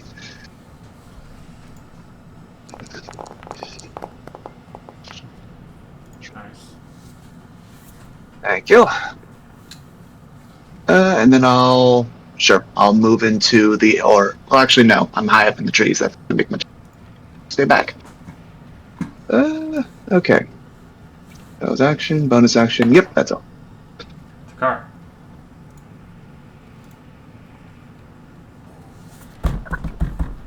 Takar, you're up. Alright. We slashy. He's whacking, he's hacking, he's slashing. You have disadvantage because of your restraint by the roots. So Oh, and at so the then- start of your turn, you take damage. Huh? No, that can't be right. Telegraph lines, targets restrained, and takes 46 necrotic damage. Oh. 4d6 or 4-6? 4d6. Okay. Takes 7. Low roll. Wow. And regains 7.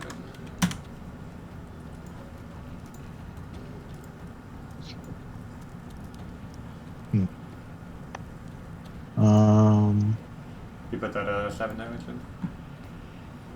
Oh, I will. I didn't know if I thought I would do it. Yeah, which is too far Yeah. in the chat. I didn't go for it. Oh, but you have advantage from Kessie's thing, so it's just a straight roll.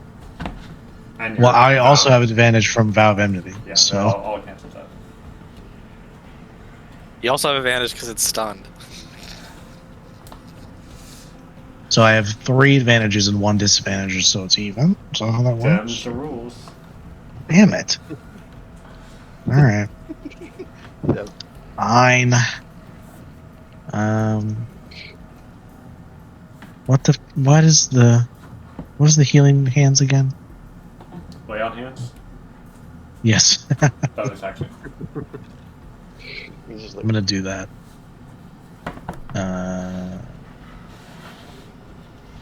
Where did it go? There it is. Alright, well.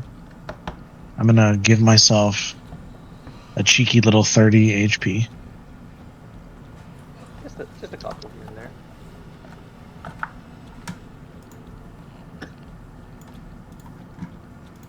And now I strike with normal attack.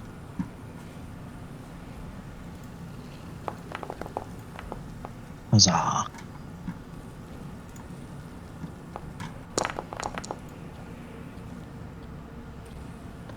And I will not Divine Smite because that is now a bonus action. But I will attack again.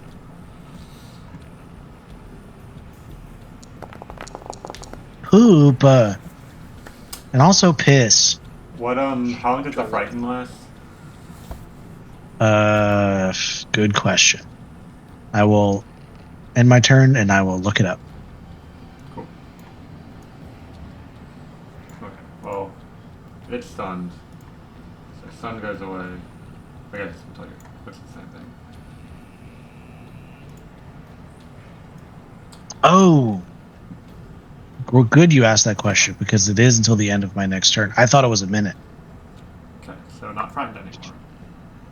Correct. Still grappled by Kessie. Especially girl. Attack the big tree. Oh, he did start his turn in a moonbeam. Well, he just took the moonbeam on it right before, so we got it. Is that how it works? You do. I think by the rules that's how it worked. I think before we role played it to be on the same turn. Mine just to make it simpler. But it's however you want to roll it.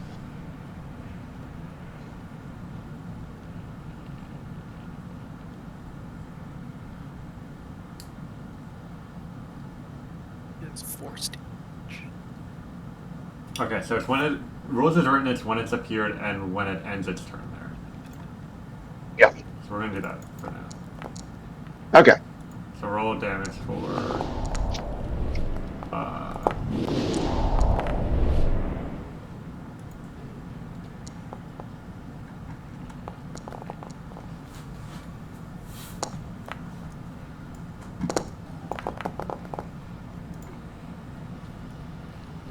Alright. So it takes half damage. And then you hit it for 17. It's not telling me. Kevin, was that your first attack? Yes. Okay.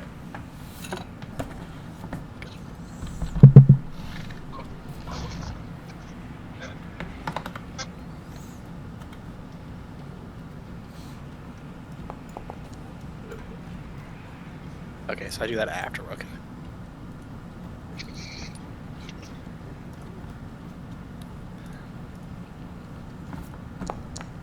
And then the second attack misses. You got advantage from Kessie's thing. You are so right, bestie. Heck again. Oh, damn it. It's the arrows again. So aggravating. It would still hit at 25. Okay.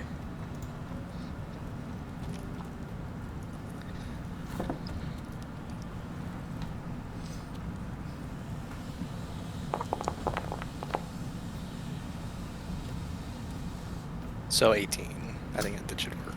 Yeah. What's the D6 bonus damage? Hunter's mark. Right. Cool. Look at that. Continuing to back away in case of massive AoE attack. If only these monsters were that interesting. Cassie, you're up. Yep. I'm gonna. I grabbed him. Right? Is he still grabbed? Yes.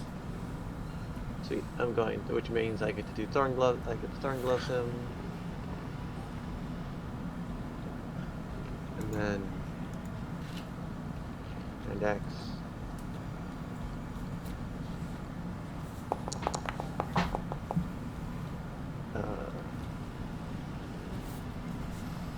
Plus 5 in the next attack. Divine Fury. Or keep a track of that.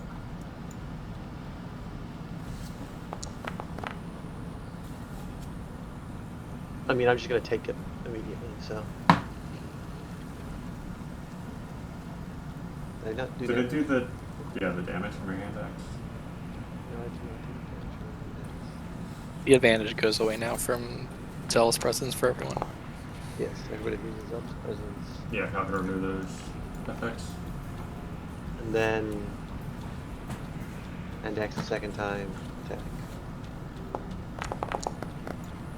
Oh, I should have it. I'm gonna roll again in case of a 20. Yeah, no 20. And then I apparently got to get to do damage. So I'm gonna roll damage.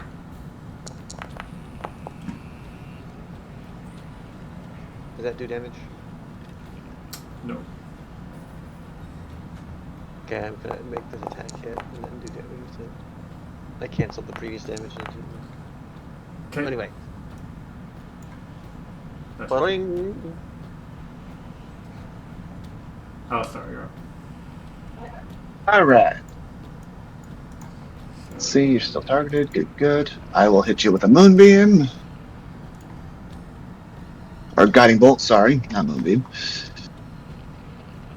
Attack. Maybe will be at the end of its turn. Yeah. I misspoke. My apologies. Yep. So let me see. If I discard previous. Okay, good. Now I can cast it and it'll burn the thing. Is it Okay, giving it's you doing that. It gave it to me for like a few seconds and then it disappeared again. I don't know why it keeps doing that. That's weird. That is very weird. Okay, let me try doing. I'm just gonna roll. Okay. D20 plus proficiency is 5. That's spellcraft modifier is 5, so that's 10. Right? Yes, I think that's how it works. Nat 20. Okay. Purple guiding bolt. Want to see? Yeah, that was guiding bolt.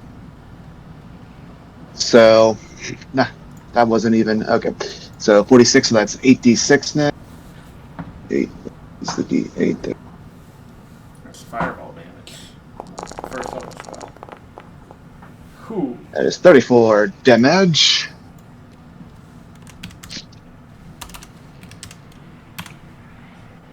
You are now glowing. I shoot you with my archer shot. Which comes? There we go. Archer attack. Attack. There we go. Love to see it. Love to see it. Damage. Nice. Oh, so close. You're so far. That's okay, Takara. You got this. Well, Finish at it the off. start of Takara's turn, she takes 18 necrotic damage and it regains 18 hit points. But you might be able to still kill it.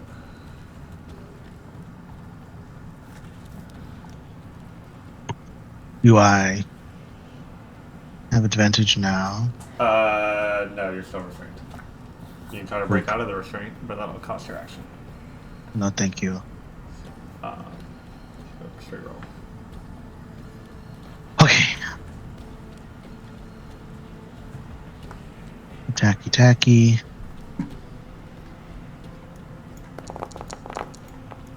Hooray. Damage. 17. Let me look. It's something Frighten real. What? Frighten check. Sure. Actually, I can't yet. I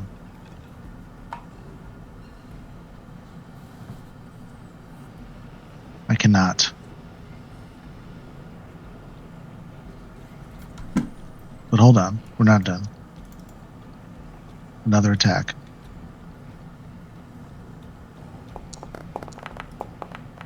We hit again. We damage again.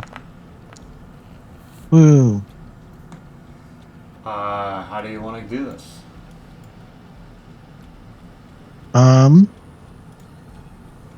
So I was glad Alistar didn't kill it because I actually needed one final charge of my lightning sword to level it to the next thing. So, we'll just say for flair that after my first attack, slashes a branch off, perhaps, sword glows. It's a little more lightning-y. And Eochora's like, "Hey, my god, fuck yeah!" And she slashes, and lightning extends from the blade and just cuts the entire tree in half at the trunk. Obviously at the trunk, but you know what I mean. Mhm.